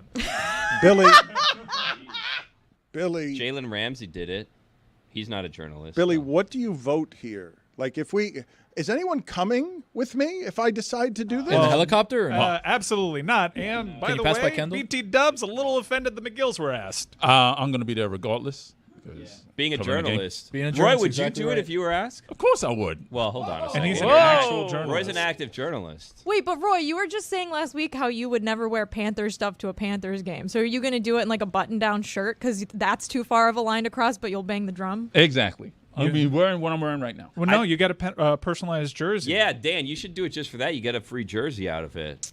I don't want a free jersey. Why not? You're gonna have to. It's comfortable. You'll get it. It'll be a number 1 jersey with Le Batard on the back. No, What number ask for did they? 305. Yeah, did they ask you your number? Big jersey. Jalen Ramsey was number 5. I'm really torn on this. You should be. I don't. Well, you say I should be. You don't think I should be. You think this is an easy call. Well, look, okay, first of all, the Panthers are too polite to have told you this, but you're auditioning, okay? If you blow it, then you'll never be heard from again in that arena. If you're pretty good, they might invite you back for the playoffs. If you bang the drum in the playoffs, then you've arrived. But it's an all-lose situation for you. You know, everything could go wrong. You could be offbeat on the drum. You know, instead of chanting "Let's go Panthers," they're going to chant Coca-Cola. The whole thing could end up being a nightmare. How's I'm the just practice? really worried. How is he so much better in the other room? Vamos Gatos, you think they're going to ask me to get the stadium to start chanting that? Vamos Gatos. Well, the drum does it. Like they may do. Do you not know what you're doing with the drum? I have a vague, faint idea. Oh, I also boy. don't know the tradition of the drum. I don't know any of the history of the drum. It's Billy, occasional. please. Telling them Billy, these Mark, tell me all about it. You Mark. need to, so they say "Let's go Panthers," and then you do the clap, clap, clap, clap, clap. So it's the 4 doom, doom, doom, doom, doom. Right. Do you know that? Do you not know the beat that you're supposed to be drumming to? I have Very seen Mike important McDaniel do it poorly. I've seen Jack Nicklaus do Well, it. Mike McDaniel did not do it poorly. If you Elderly. think Mike McDaniel did it poorly, then you should say no because I'm going to be bad at this, and that's the only reason. Oh my God, I might have to actually watch the Panthers game tonight. Dan Marino did it poorly. I'm sorry. It wasn't Mike McDaniel. Mike McDaniel did it very well because he reared back and really sold it. You got to eat it up. This is an incredible moment. Again, they don't do this before every game. They only do this when they have a celebrity big enough and a game that's big enough that you have to have a super famous celebrity to come up there and meet that moment and get the people crazy. Tony, your opinion and Billy's opinion. And Jessica, I'm not sure. I feel like you've said I should not do this. You're alone in that room in saying that I should not do this. I think that you should just do it because your job falls more in line with entertainment than journalism these days. Yeah. Heel turn, Dan Le Batard. Wow, end of career heel turn. Yep. You No should turning do this back. because the doubts that we have in this is not journalism, ethics. No. I just don't think you're socially adept. Yeah, enough you're to bringing the nail wrong this energy. assignment. Like, you gotta- at your age, you need to prove Negative. the doubters wrong. You Yeah. need to be able to hit the drum on a particular cadence and get an arena Yeah. full of people saying, "Let's Fired go up. Panthers." If you're not able to clear this very low bar, then we all need to take a look at ourselves. Yeah. Has to be just right, the timing. You can't be an iota off. Has to be perfect. Yeah. Or else an arena full of people is going to hoot and howl at your expense if it's not perfect. I am going to decide what to do with the rest of my career based on your ability or lack thereof to nail the cadence of a "Let's Go Panthers" drum beat. No This- pressure, Dan. But This is look. I've told you. I don't know how often this has happened before in our past. I am speaking most honestly to you right now. I don't want to do this, and the reason I don't want to do it is because I am simply splayed out in front of you, 100% afraid of it. Yeah, stop saying splayed. It's gross. I don't know why, but it's gross. it's an HR thing. Also, for sure. you're going to do like the drum part of "In the Air Tonight." I just know it. You're going to screw this all up. Why did you just say no? Just tell him no then. It's too late. He's trying to think of a good excuse to tell them no now, but it's too late. You've already said you're going to do it. I'm committed. I have not. No, that's not in any way true. I don't know I'm going to do it. Okay, no, well, I brought this is it very rude to our friends Exactly over at the right. Florida Panthers. Yeah. If they're watching this, you're going to get a call shortly saying, No, "Hey, guess what, friend? You're not doing the it. phone's Emilio's been going. doing it." Look, no, wait a minute. You guys misunderstood. No, you guys misunderstood what I brought in here. No, absolutely. You've got this wrong. I have not decided what I'm doing here. That's awful. Last night, man. That's really terrible. last That's how it night, works. Roy and Chris, and Mike, I think you abstained, but Roy and Chris were adamant that this is something I must do. And I'm like, I must do it. Why must I do this? I don't think that they really analyze how much this can affect their careers negatively if you go out there and embarrass I yourself. realized it, and I'm telling you that I'm filing it under a bunch of other stuff, but I'm afraid of it as well. Like, we could talk about journalism. I'd love to put myself in the cloak of journalism, splayed out or not, and say I'm not doing this because I'm a journalist. I cannot do that.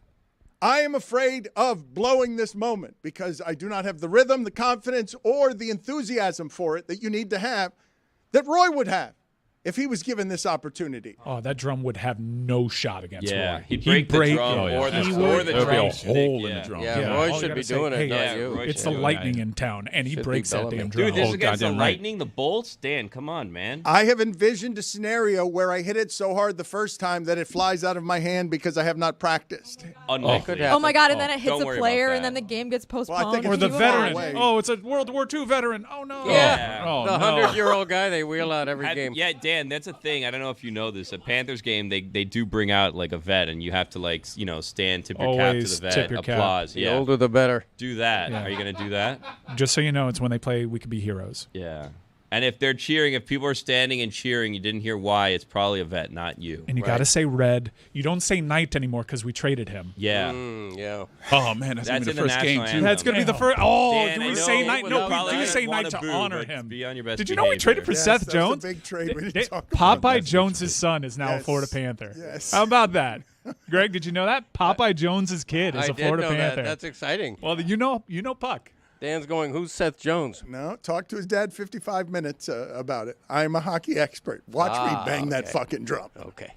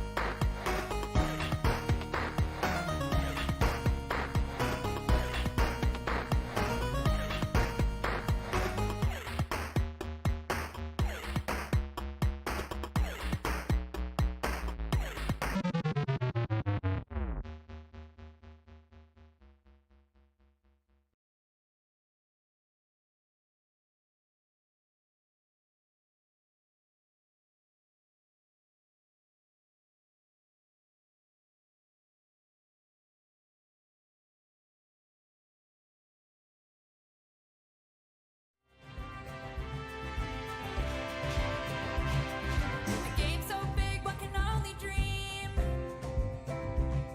of the brightest light shining on your team. But if my team's not there, why even go? With no one to cheer on, I don't get the show. Oh, tell me, you got the reasons. You got the reasons. Take me there. Take me there. Just take me there. The Super Bowl, the Super Bowl, the Super Bowl, the Super Bowl, the Super Bowl, the Super Bowl, the Super Bowl, the Super Bowl. I hope you're starting to see the light. Regardless of who's in it, it's a spectacle. I think I'm starting to come around. Like, for instance, everybody wagering on a team. Chris Collinsworth sliding into your screen. I was too caught up in being a fan instead of just shotgunning beers and betting the Rams. Oh, tell me, you got more reasons. You got more reasons. Take me there.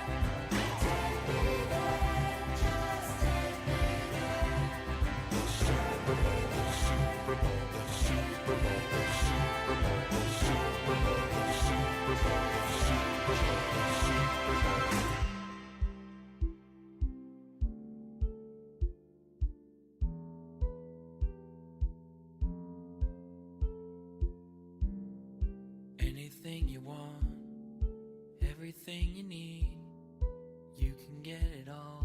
Pat McAfee, writings on the wall. What's it gonna be? You'll see Marshall Falk and Mariucci. Anything you want, everything you need, you can get it all from Dominique. Writings on the wall. What's it gonna be?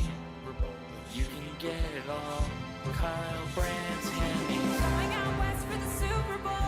Going out west for the Super Bowl. My team's not there, but I'm gonna show. My team's also not there, but I'm gonna show. Everybody knows it's bound to be. Everybody knows it's bound to be The greatest night for you and me. Come on now.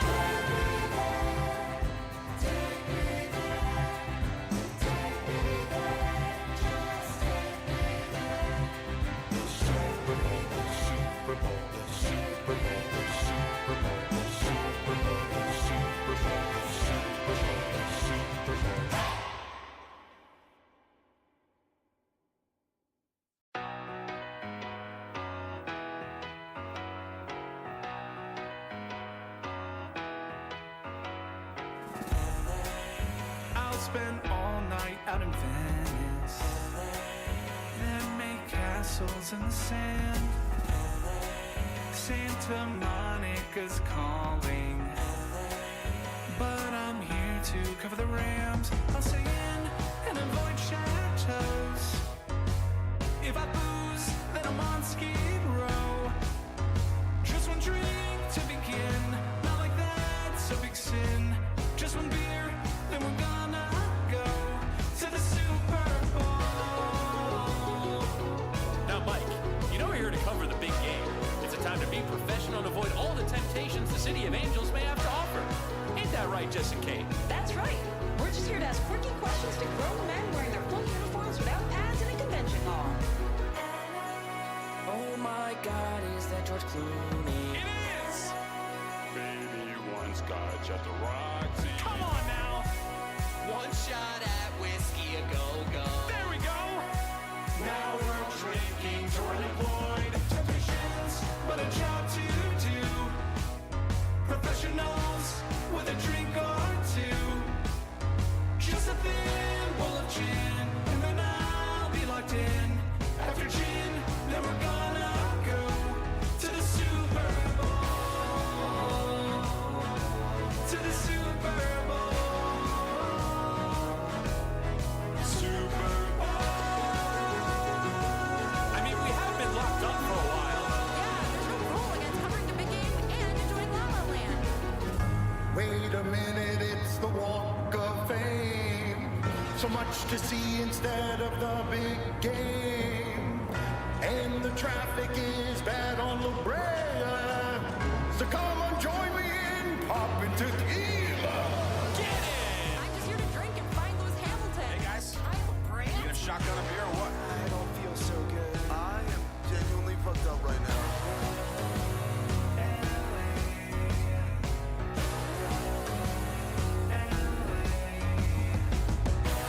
To the Super Bowl. To the Super Bowl. Super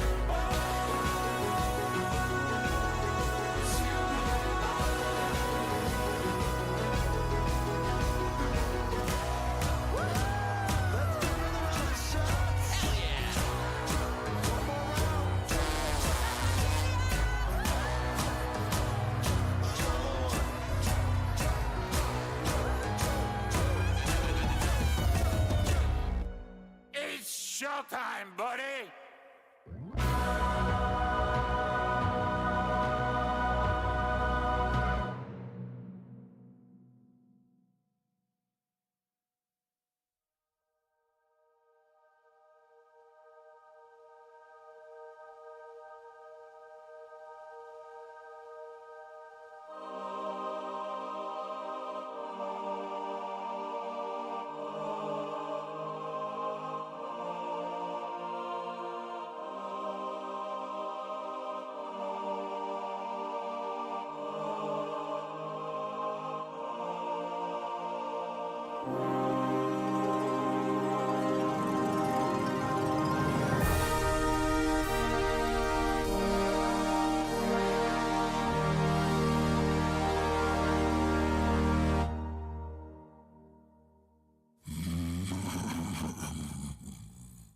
The Bengal speaks.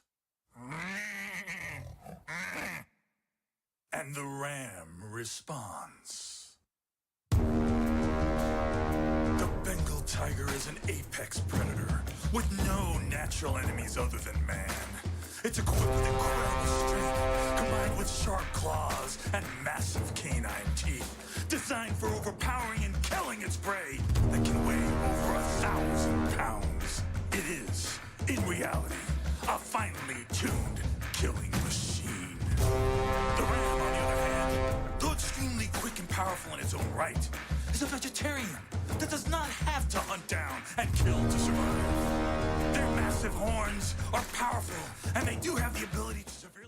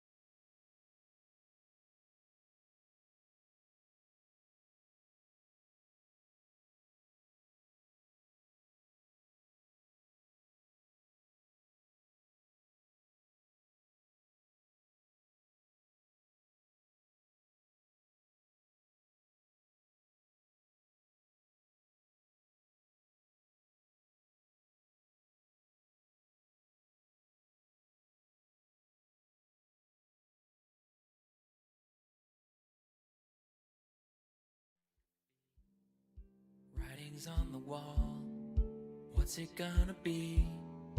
You'll see Marshall Falk and Mariucci. Anything you want, everything you need, you can get it all from Dominique. Writings on the wall, what's it gonna be? You can get it all. Kyle Brandt's Hemis. Going out west for the Super Bowl. Going out west for the Super Bowl. My team's not there, but I'm gonna show. My team's also not there, but I'm gonna show. Everybody knows it's bound to be. Everybody knows it's bound to be The greatest night for you and me. Come on now. Take me there. Take me there. Just take me there. The Super Bowl, the Super Bowl, the Super Bowl, the Super Bowl, the Super Bowl, the Super Bowl, the Super Bowl, the Super Bowl.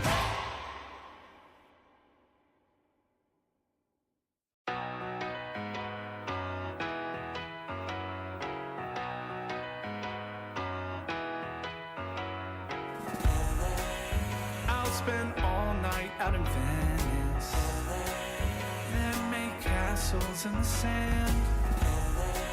Santa Monica's calling, but I'm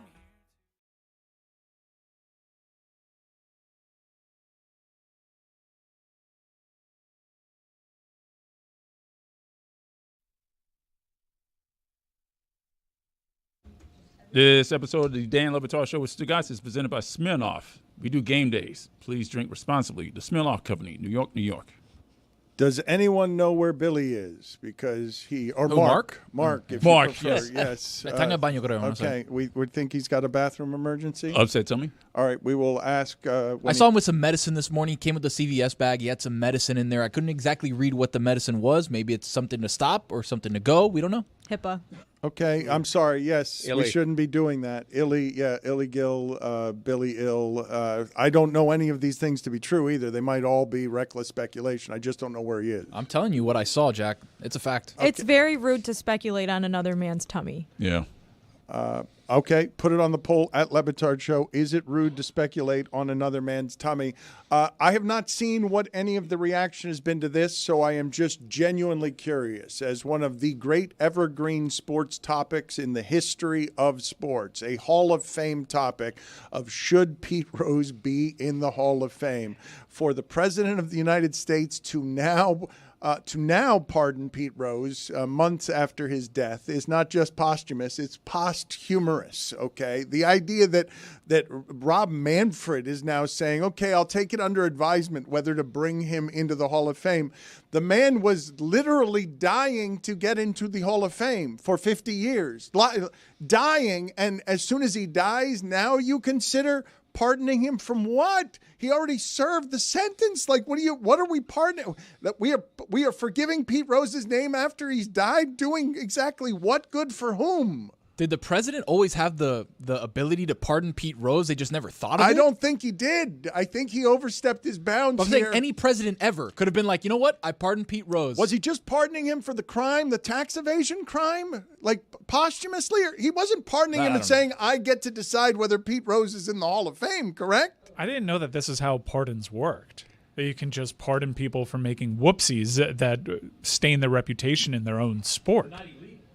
Greg, do you have any thoughts here? Well, baseball has come out and said the president has no sway over whether or not somebody is eligible to be on the Hall of Fame ballot. Who would have had it as baseball being the one entity to stand up against one of these executive orders? Like, no, now we're going too far. You're testing your power, pal. You can't. We're Major League Baseball. You can't. God damn it. You can't put Pete Rose in the Hall of Fame. Do you know how long we've been stubborn about this one dumb thing? But I'm with Trump on this one, too.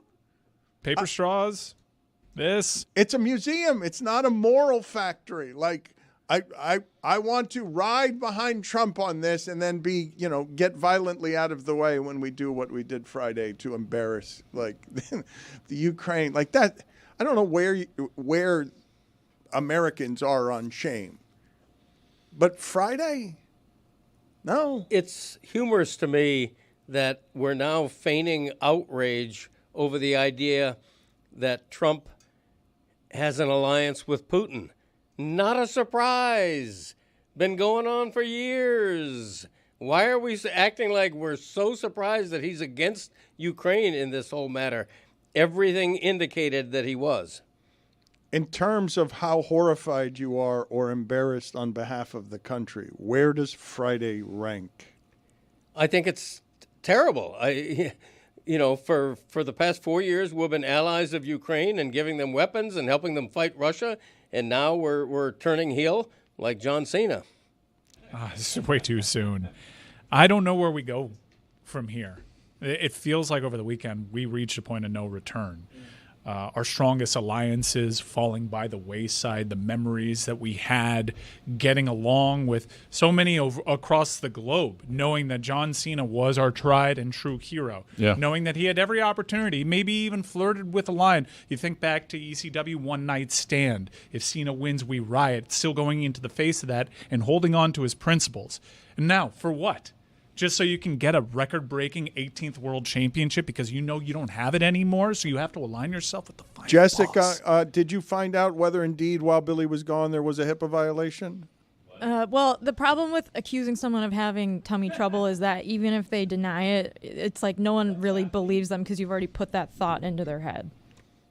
We were just hoping that you were okay. Tony accused you of having diarrhea. We were just I did not accuse anybody of doing anything. I said that you came in today with a CVS bag of a medicine. I didn't know what it was, whether to keep things in or keep things out. I didn't know. In many respects, it makes perfect sense that Cena would align himself with The Rock, being that he's always wanted what The Rock has had. He's always tried to get what The Rock has had, but he's never quite been able to push it to that threshold. Mm-hmm. Even in sports entertainment, he has never been able to take it to the heights that The Rock did. Now, he did a pretty good job. He was the face of the company, as we've all established, but he was just falling just short, even in his pursuits of Hollywood. falling just short, always compared to the man. And now the man is offering his entire world to you. You get to pick my brain, and you get to be a world champion for the 18th Mike, time. I got it. All right, I got it. You don't want me to talk about Russia, so let me talk about something that I've been wanting to talk about instead, and that you're not going to be able to run me off as obviously as you're doing on that one. Okay. Our contract, we're in a contract year here, and we've got a few months left on our contract here with DraftKings, and I want to be open. Stephen A. Smith.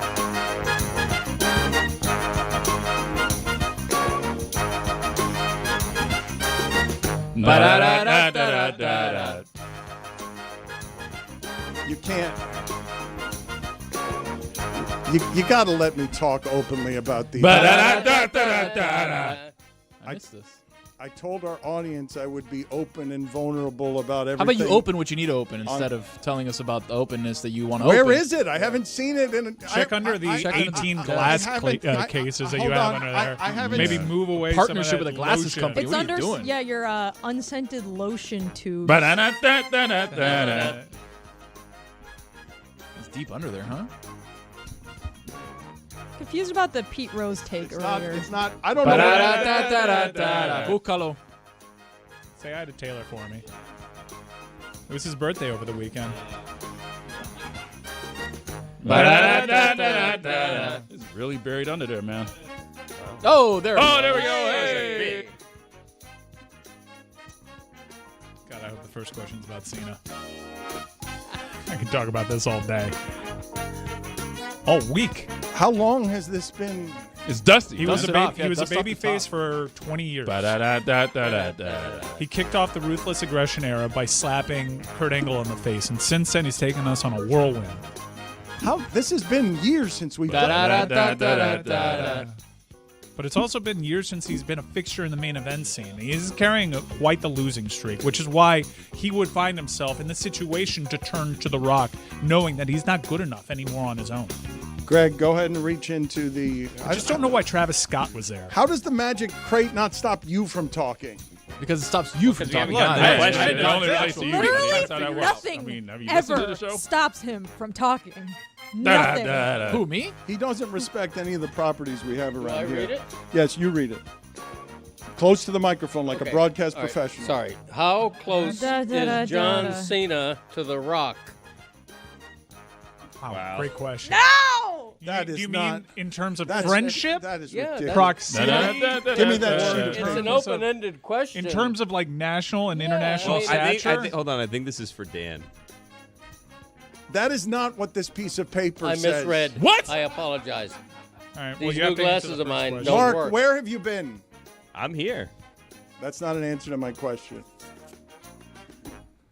How much would I have to pay you to never talk to any of your friends again? Oh, What? Can I make new friends with all my new money? I get money for That free? is a great question. Yes, yes. How much would I have to pay you to never talk to any of your friends again? It's not money for free, Billy. You'd have to get rid of all of your friendships. For me, it's money for free. You don't have any friends? You I wouldn't don't talk to talk- me I- anymore? How much? He would still talk to you, Tony. Don't worry. Yeah. You don't have. You're saying that it would not cost you anything. That for the price of $100, money for free. Well, no, I'd set the price much higher than that. But just because you're negotiating, your low point, what you're saying is if this were a real thing, all you would need well, I is check in with my friends every once in a while here and there, but it's not like, a thing. I don't need them to live. Can you still communicate, like non-verbally? Ooh, great question, With Greg. cue Sign cards. language? That's why Greg's on, or I was thinking text or email, but cue cards works. Like I would hold up a card that said, "Hey, Billy, how you doing?" And then you would scroll a cue card. No, and I don't respond. think. No, you can't. It's Hey, not Greg. just literally talking. It's communicating in any way with your friends. If That's I not say, what the question said. That's not what the question said. okay, but I'm changing it for the purposes of this discussion. Respect Liar. No middleman. Respectfully, what? the crate. No, I said respect the crate. I am respecting the crate by no longer talking about our contract negotiations, which is what I wanted to talk about. Mike didn't respect the crate by just filling with more John Cena talk. Greg didn't respect the crate by simply making up the question I that misread it. Am I in witness protection in this instance? Like you're gonna die if you do talk to one of them because your identity will be revealed. Like I've been moved somewhere else in the world and I have to forget my past life because of something that's gone on. I think that's a different question. Oh. Well, no, I don't think it's a different question. I think Billy is adding to the question by saying to us, will the people who I'm excommunicating for a price know that I've done it because I've just disappeared from one day to the next? Am I doing Billy translations correctly? How old am I when this happens? Right now. And does the rest of my family, are they able to communicate with Is your my wife friends? your friend? Because then you wouldn't be able to talk to her either. That's You a have to have tricky a- question. That's a family stipulation there. loophole. Yeah.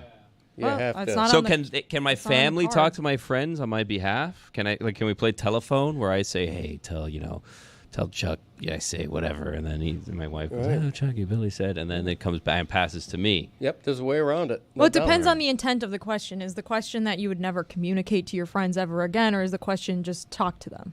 If I write on a cue card and give it to my wife, can she vocalize that, or does she have to give my friends the cue card?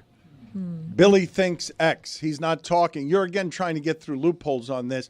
I thought the question was, you go federal witness protection. You're not talking to any of. You're not communicating with friends anymore. But do your friends think you died? It was technically how close are John Cena and The Rock, if we're going to ask the actual And question. what were Travis Scott's motivations? Because he wasn't just like standing idly by. He took an active role in the attack. Wait. Hold on. Do my friends know that I accepted money in exchange for not speaking Well, to them that's why again, I thought or do they you think wanted. that I'm just a jerk? That's why I thought you wanted to be in witness protection so that they would never know. Billy just disappeared. Now he's not talking. They'll never know that you Hang paid on. that off for a price. What if you set the price at like $5 million and you never talk to your friends again, but they each get like $500,000? I think everyone would take Out of my $5 million, out of my $5 million, or Yeah, someone like, else is assuming funding you have this? like No. 2 friends I'm or not 3 paying friends. my friends to not talk to me. We're My talking- friends cannot talk to me for free. We're not talking about acquaintances though. We're saying like maybe there's a couple people because my friends would take that deal. They'd be Okay. like, all right, I'll take the $500,000. I have See a ya. follow-up question to this question, which is I think what the Magic Cray was intended for.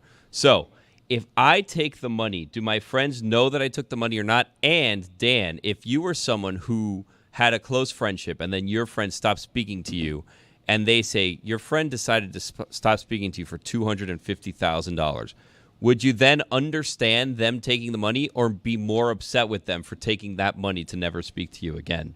These are good questions. It is why the Magic Crate, even after a long layoff, produces magical things. I believe we've already answered one of these. If you are indeed respecting the crate and the question, not semantics and loopholes, you have to get rid of your friends. You've asked a question that's very controversial. Is your wife your friend? You did not answer it. Jess asked that. I don't know. She's my family technically because we're married, right? But yes, you're married. Yeah, so but some people are married and they're like, oh, my wife's my best friend. Right. Come on. They're all Well, 2 lying. became 1 though, Billy. So They haven't been technically married she's very with long you. if they're They're saying all that. I'll tell you lying. that right now. Put it on the poll at Le Batard Show. Is your spouse lying if they say you are their best friend? Yeah, everybody knows that. You're just saying, though, that you're now in federal witness protection. I thought the value of that is that you would never have to tell your friends that you sold them out for a price. Well, there's 2 instances here. I did witness a crime, which is why I'm in witness protection, but now I have this double offer. So I have 2 things going on here in this scenario. But you are valuing money above friendship is what you are saying. There is a price. It could be accolades too. That's why I think John Cena did this, because he's got all the money in the world. Like, what is it that The Rock can offer him that he can't get on his own? A superstardom that is unattainable if he just stays in his lane. That's why learning at the knee of The Rock has certainly its benefits. What I don't understand is Travis Scott came to the ring looking for a fight. Like, he had already showed up to the squared circle not liking Cody Rhodes. So accolades can be included with the money. So, like, I can take less financially, but here's a Grammy also in exchange for not talking to your friends? Is that what you're no, asking? that's not what I'm doing, and I'm going to regret bringing any of this up with you. Greg, can you tell me, I don't think it would cost you anything to get rid of all of your friends. I don't think you have that many friends, you need that much contact, and so that you would simply say there's a very low price on this. I don't even know how to answer that. What'd you win a Grammy for, Billy? Well, no, it'd be part of the deal is I'd take a Grammy. I'd have to put out a song, obviously, and then they rig the Grammy. What do you mean you don't know how to answer? It's the question that was in the crate. What would it cost for you to never talk to your friends again? It's a difficult question for me because I don't have a lot of friends, but I do have a lot of money. So I don't particularly need the money. Do I need friends? Debatable. So it's a conundrum. It doesn't sound like it's a conundrum. It sounds like for a cheap price, you would never talk to your friends again. No, I don't think so. Why do I need $500? It's not $500. Well, you set the bar where you want to. $500. Like, it could be like $10 million is your price. Could be $100 million. What's the price of your soul? Okay. Because that's what John Cena gave up to The Rock. That was the asking All right, price from I'm The done Rock to with Cody this. Rhodes. I am where so Cody done Rhodes with Please said, get him out no, of here. Please. I'm not going to do that. And you know, we keep invoking souls. Minor penalty, now, 2 minutes, they have a storyline rambling. that makes a little bit more sense. You got to get out. This is Okay. why I'm It's too saying much. the best version of the answer to this question is you get some money and your friends get some money, and you're helping people out. What was your answer, Dan? Because it was asked of you, and you've just spun it on Yeah, us. Dan never answered. Well, Valerie's his best friend, so that makes it complicated. Aw. That is true. Yes. Aw. Yes, she's become my best friend. That's so cute. Yeah, the previous best friend died. Oh. Oh, did I ruin it? Well, Did yeah, I ruin kinda, it? kinda. Yeah. Who was the previous I best read- friend? Oh, dark place. I've had a best Jeez. friend die too, Dan. It's okay. Well, it's not a contest. Jeez Louise, what are we doing now? Comparisons. I've had really. 3 or 4 good friends die. Oh, Greg wins. Yeah. Then again, I'm old. It's a circle of life. Which It is why is. I feel like maybe, I don't know, $500,000 for you? I was talking about Gene Hackman. Ah, yes, yeah. I was talking about him too. We're never going to get to the bottom of that, are we? The plot the plot on that one thickens. Yeah. Because when the details came out, you've got him in one room, dead. His wife around pills in the bathroom, dead. A dog in a cage, so it's not a pact between all of them. A dog died a really gruesome death with no food or water, while the other 2 dogs ran around. And he's been dead since, according to recent reports, since at least February 17th. So for 2 weeks, we don't know how the dogs stayed alive. We do know how the dog died, but we don't know how Gene Hackman and his wife died, and the presence of pills and the time elapsed on it make it all a mystery that a lot of people are checking in on. And I've noticed, and this is recent here, this is another way that the old people get tricked with new habits. The way that YouTube monetizes keeping you around for 20 minutes, not answering questions about Gene Hackman's death while just delaying a video that is meant to just keep you there longer and longer as AI talks about some of the facts around the death, but so few that they're just meant to keep you there for 30 minutes, not giving you any new information on a story that all of us would like out of just curiosity. Hey, what happened over there? Something happened that is at the very least mysterious and at the very top suspicious. The rest of you are where on trying to gather. Is America, all of America and the internet, are we all now sleuths on finding out what happened to Gene Hackman at the end? Absolutely, Dan. I think what I don't like was from the original jump, the police saying that there was no foul play. I don't like that. When you come out and say, you don't even know, right? You guys haven't done the investigation yet. You're still starting the investigation. Keep an eye on that cop. For you to come out and say there was no foul play, fishy. I don't like that. Yeah, there was also another dog roaming around, right? What was that dog? 2 up to? dogs, I What did think. that 2 dog dogs. know? No, it was 2 dogs. Yeah. It was 2 dogs Roaming around? were alive. Yes, 2 Yeah. dogs were found alive. 1 was in a cage. What did they see? Yeah, And how do seriously. we know the dog didn't put himself in that cage? I'd be talking to the dogs if I was the cop. I think we do know that he wouldn't put himself in that cage. You don't know that. I do know that. How? I can rule that out. That the dog didn't put itself in the cage and then starve. And You're not a copper. Dogs do that. Mhm. Jumpin' All Charlie dogs- does it all the time. Thank you, Greg. All dogs go to heaven. Dan, weren't you the one that was like, ooh, it was a love pact right when it happened? The dog? I was. Yeah, and we yes. were like, oh, it's like the scene in Air Bud where they all put their hands in and then the dog puts its paw in at the end. We made that joke. And then the last dog week. put himself in the cage. What was your theory, Jessica? I don't know. It's really sad. I kind of makes me bummed out, especially because it seems like they were dead for a while and their family didn't realize it, which is like really sad and it's awful. But I don't know. And the other thing is like, yeah, the dog makes me sad. Just must have been a horrible way for them all to die. Yeah.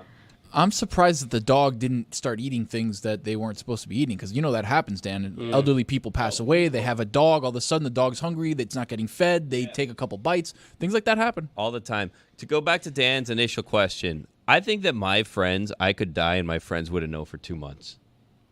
It wasn't my initial question. It was the mystery. Would Crate's Jumpin' Charlie initial eat you if you question. died, Greg? Probably. Really? Where'd he start? Put it on the poll at Le Batard Show. Would your dog eat you if you died at Le Batard Show? Mike Ryan is dying to chime in from the penalty box where he only got 2 minutes, and he's got a lot of thoughts on Gene Hackman because he's always got a lot of thoughts on everything. Well, the mystery aspects of this story, you learn something new every day. However, it seems like we're not going to really get some closure to this for quite some time, as John Cena has already traveled back to Africa to finish filming. So we don't know if the Rock has not been advertised for Raw on Okay, Netflix. enough. Get him out of here. I can't keep doing this Cena's with him. got big ears, huh? Travis Hunter came out and said that what he does is more difficult than what Shohei Otani does. Travis Hunter, what are you shaking? I your head? agree. What? Yeah, because Otani's not getting hit every single time he touches the field. He's never getting hit, actually. Travis Hunter, so let's discuss this for a second. Travis Hunter is looking to do something that no one in the history of the NFL has been able to do. There are a lot of conversations happening around what is going to happen at the number 1 pick. I thought that this was a weak draft, but this part of it is fascinating. The top 3 is fascinating. Between Shedeur Sanders, Cam Ward, and Travis Hunter, which order do you put value where when you start deciding about who's going to trade up to decide, no, I think Cam Ward is the best of these 3, or Shedeur is the best of these 3, and Travis Hunter making the argument, as the best player in college football, that I can be an unprecedented football player. I know I'm not a quarterback, but I can cover 2 positions for you.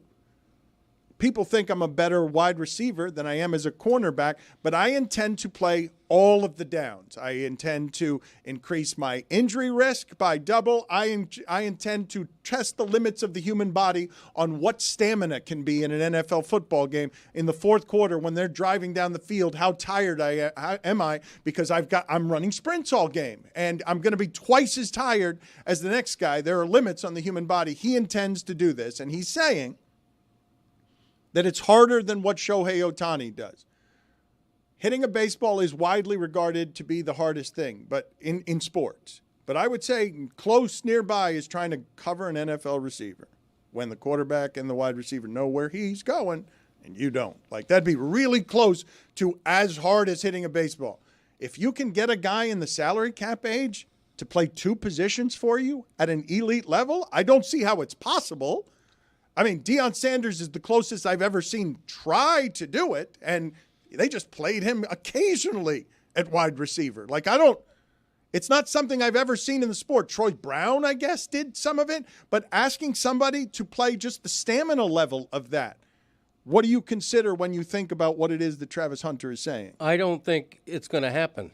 And unless I'm mistaken, he has yet to give an ultimatum to teams. He has yet to say, if you draft me, I'm playing both ways, and if you don't want me to play both ways, don't draft me. I don't think he's said that yet because he knows that 90% of NFL coaches are going to go, nope. But wait, I don't want you gassed in the third quarter. What about the idea of it, though? The idea of the Deion Sanders model is coming to this sport, and there's a family trying to sort of shake the power structure at the top of, we'll play where we want, we'll do what we want. Look at the value these 2 players had at this team.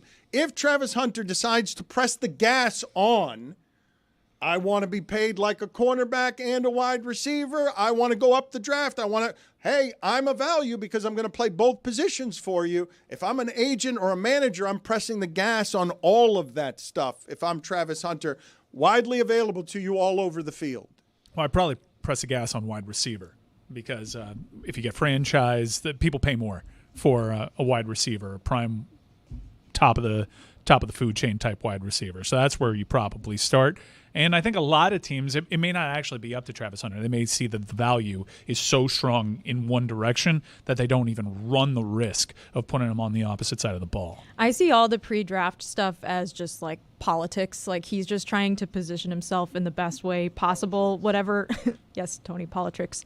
Whatever happens after the draft, like he'll have some say and obviously not the final say. But right now, making yourself seem like, you think that you're capable of doing all these things is something that that we know NFL front offices really like to hear. They like that he's open about playing both positions. They like that he's versatile. They like that he's not shutting off one part of his game or turning down an idea for him. So I kind of just see it as like a political angle right now. There's a lot of talk, but he actually does it, right? Like, he was an excellent corner. He was probably one of the best wide receivers in the country outside of Jeremiah Smith. Like, he's a guy that can go on the field and make either of those happen. I don't know if this is a report, or if I saw something where he's going to play a little bit more corner than he is wide receiver. I think it's dependent on the team that he goes to, but he's already done it. I think you need to do better on your sourcing than I don't know if this is a report or if it's something I saw. I'm not a journalist, Dan. You were thinking, Greg Coding? He's never banged the drum. I was thinking that the choice is not going to be his on where he plays, and I'm thinking that Colorado is a second-tier college team with a schedule inherently built in with a handful of very easy opponents. He's not going to have any easy opponents in the NFL. I think the step up in competition is going to affect him at both of his positions. I'm not saying he's not going to be a great NFL player, but he's not going to dominate and be Heisman Trophy great in the NFL. If I can ask the rest of you this, because it is something I'm a little bit baffled by. All of you mentioning the choice isn't going to be his. When it comes to having power in sports for the athlete, and it harder to come by in football, where all of you are like, Myles Garrett asked for a trade. Is he going to be able to execute that? He's Myles Garrett. We're going to waste his career there with Deshaun Watson? When Travis Hunter and Deion Sanders, and I say, want to shake the system, and all of you are like, he's not going to get to choose it for himself. Well, if he's that valuable and good at both of those things, he will be able to choose it for himself. And my guess is he thinks he is.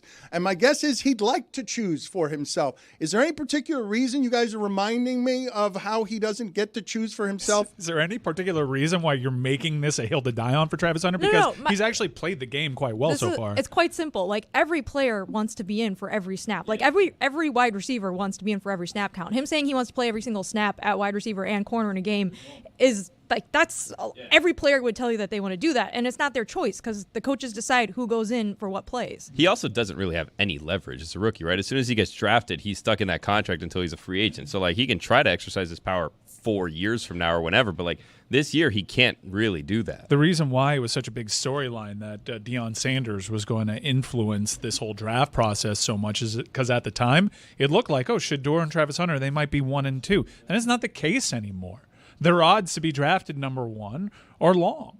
And you have a situation now for the first time that you have 3 players that are vying for number 1. The last time there was this much mystery surrounding the number 1 pick, I think it was the year that Baker got drafted, where the Browns were very good at keeping that a secret. But there's all sorts of uncertainty now, especially with the injury. And you don't know if, like, I know Rosenhaus has come out and said that Abdul Carter should be fine and does not need surgery. He's actually been advised against surgery, but that is a pretty big thing. I think ultimately, if you're looking for job security, the safe thing might be take the bona fide pass rusher, the number 11 from Penn State. That always works. And you could always throw up your hands and say, look, we know we have a quarterback issue to address. We can handle that next year, which is top to bottom a better draft class for that position. Right. No, you're right about that. I mean, neither Shedeur or Cam Ward are considered that absolute franchise maker.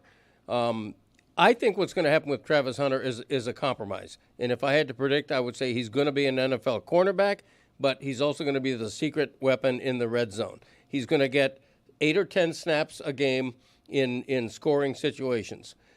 And that would satisfy him. That would satisfy his talent, but it would not overwork him to do 2 full-time positions and always be on the field. But he is a better offensive player than defensive player. He is widely regarded as a more valuable player on offense. You're saying he's going to play offense more, even though it's not what most people think he's best at? I mean, what I've read from the experts is that the NFL generally sees him as a cornerback more than a wide receiver.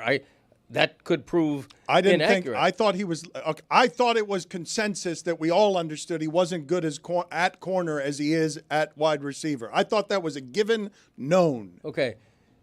But if you're going to do what I say, which is a compromise situation, it makes more sense to have him play full-time corner and be your secret weapon on No, offense. it doesn't, though, if he's better at offense. I think you've got your information backwards. You're putting him on the field more at a less valuable position that he's less good at. It also depends where he goes, right? And the Right, depth that of each of those course. teams has at those positions, how much time he's actually going to play at either of the positions. Let me do this another way with you guys, because if you notice what happened over the weekend, I think a lot of people were like, ooh, Debo to Washington, while Philadelphia talks about, hey, we got to keep the Commanders away from us, do we need to go in on Myles Garrett? This as the Dallas Cowboys fall way back, and at the very bottom of the standings over there, in a town that kind of matters, the Giants are talking to Aaron Rodgers because it's only Tommy DeVito under contract, and you guys are telling me here there's no franchise quarterback, and the GM that lost Hard Knocks for the NFL to Bill Belichick is saying he will look under every rock for a franchise quarterback. That doesn't tend to be where they are. They don't. You can look under all of them. You're never not there. There's never one there in the history of rocks. There's never been a franchise There quarterback. is, though. Kurt Warner. No, there is. Tom Brady. He's at a supermarket. If you look under Dwayne Johnson right now, you'll see a franchise player in John Cena. You turn over that rock, he has John Cena's soul. Minor penalty, 2 minutes, rambling. I don't want to hear about John Cena anymore. What is the value of owning one's soul? Like, that seems like a commitment. I don't want to own someone for all of eternity. I get tired of people very quickly. Pretty good soul. Ask Nosferatu. Great love story. Get out of here. I saw a comparison being made about Eli Manning and Adrian Brody on the internet. What? No, you stay in here for this one because Eli Manning won. Can she do that? Won No, she 2 can't. Super No, Bowls, she can't. She but then cannot do that widely one. considered not one No, of the greats. both of you. I can Adrian play two Brody positions. won No, both 2 of Best you Actor out. awards No. over Mike's here as a cornerback right 40 now. years, but like, what's his third best no, movie? I don't need Not it. wrestling, I couldn't Mike. tell you. I could not No. tell you Adrian Brody's He was third good in best- Peaky Blinders. Angels in the outfield. As good as Pat Oh Rowley. yeah, he was in Angels in the Outfield. By the way, it is documented. Adrian Brody did, in fact, have the longest acceptance speech in Oscars history. That's unbelievable. Oh, Mike, I 5 minutes also and 40 seconds. I wanted to ask you, Zoe Saldana, when she accepted Best Supporting Actress for Amelia Perez, she shouted out her husband having great hair. Yeah. Did you see his hair? I did see his great hair. hair, I yeah. thought I thought his Amazing hair hair. was great hair. Has she always been Saldana, or is this a Larrañaga thing? I think it's a Larrañaga thing. Minor penalty, 2 minutes, high sticking. Both of you out of here. Do you think it's John Cena? Senya. I'll be seeing. Please don't make me sit next to I'll be him. seeing you, both of you. Well, Get you out of can't here. see John Cena. Well, maybe you can now. I don't You know. both need to leave. Belichick How's your tummy? got in and stole Hard Knocks. It was such a gangster move. The news that came out, I cannot tell you how much I'm enjoying the buildup to North Carolina being must-see television next year, simply because this man has decided to manage the end of his career with a 24-year-old manager / girlfriend. How does he stay relevant in the modern age when competing against the NFL for things? He's going to do the opposite of the Patriot way. He's going to allow all the cameras into his life to film the end of his career. In the streaming age, when everyone will crawl all over themselves to compete to see, can we see the insides of the end of Bill Belichick's career? What do you mean he's going reality star at the end? Everything that he's doing right now seems like it's going to end poorly for him. The relationship probably will end poorly for him. The show will probably end poorly for him. I don't know if they're going to be must-see TV. Like, I worry about Bill's ticker. You know what I mean? Because, like, how much heartbreak can one man take? Because these seem like all not the best decisions at this moment. Don't worry about his ticker. His ticker's doing just fine, clearly. Clearly, it's doing fine. All right. But if they go to a 0-2 start, 0-3 start to start the season, there's a lot of deflation there that could happen. Deflation. You know You get what? Look, it was just a couple of years ago that Deion Sanders goes to Colorado. He's the talk of football. I think he won Sports Illustrated Sportsman of the Year that year. What did he go, 3-9? 5-7? Bill Belichick doesn't have to win at North Carolina. He's already won. The recruits are going to come after him. He's not going to need to recruit Roy, why are anybody. you making faces at Greg? He doesn't have to win at Carolina. Not immediately. What was he hired for? Not immediately. He doesn't. You don't think Bill Belichick's career survives a 5-7 season at North Carolina? Of course it does. Because everybody's going to go, all right, he's getting going But now. career survives so that he may have a couple of years at North Carolina. If he has a couple of bad years of North Carolina, it will then be over. It'll be over as soon as he gets another offer from the NFL. He's not going to get 5 years to fix North Carolina. No, he won't. This is the end of Bill Belichick's career. It is a large risk he is taking. He wants to coach so badly that he's going into totally foreign territory. Billy, why are you making faces? Well, a couple of things. Bill Belichick's going to be fine. I'm not going to shed a tear over Bill Belichick in his career. He's done just fine his entire life. Also, like, the Hard Knocks thing kind of feels like, and I don't mean this to be rude, I think we're going to see a lot of Mike Lombardi. I don't know how much Bill Belichick's going to be participating in the off-season front office Hard Knocks. I think we're going to see a lot of Lombardi as GM of this team kind of making decisions, which is fine. Mike Lombardi, good friend of ours, but I don't know how much He's not Belichick, a good friend of ours. Yeah, God bless football, like twice a year at least. Yes, yeah, well, good friend of yours. Yeah. We got like the first sit-down with him after he took that North Carolina job, Lombardi. Billy, Lombardi line. Billy and Greg, I want you to explain and defend the fact that both of you are out here very publicly on all things Belichick here are about to fail. Every Belichick. I mean, come on. No, I didn't say that. I did. I said his first season is going to be rough. I believe that you guys are set to downgrade, hate on, and not enjoy as much as I'm enjoying. Holy shit, Bill Belichick's about to put the end of his career on display with a fireworks show that runs the antithesis of being against everything he's ever been. Can the old man keep up in a young man's game? Please show me all of that on television. So you're talking about Cena still. Yes, these are all the very same notes. Does he still have it? He acknowledged that he doesn't, so he has to turn to The Rock. Yes, and it's for the world to see. This has never happened before. I know what you want to do, Dan. Hold on. Let me do it real quick. Minor penalty, 2 minutes, asshole. Wait.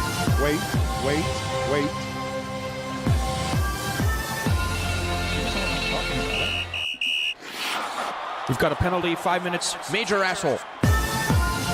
7 minutes? That's amazing. Wow. It's never happened before.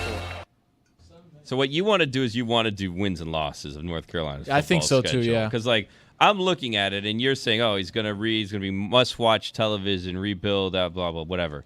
So I'm looking here. TCU. Could be a fun game. That's a W. We'll say that's a W. Charlotte. The Come on. 49ers. That's a W. Richmond Spiders, W. Watch the Spiders, though. Then we have UCF. Now, UCF. Tough game. No, that's a W. Okay. Clemson, we don't know. We're going to figure out where is it that Bill lies in terms of Bill and Dabo. Dabo, some people thought maybe he lost a step last season. Uncertain whether or not he lost a step last season. We'll find out this year. What is happening now? Then California. Oh, Cal, Dan, that's where you went with the judge in the car and you crashed in a taxi. Remember that? And then he said that you had to go, you cannot leave. Then Virginia. The Who's? That's a Syracuse. Oh, Syracuse. ACC champions. Stanford's in the ACC now. Stanford, the tree, and then Wake Forest, and then Duke.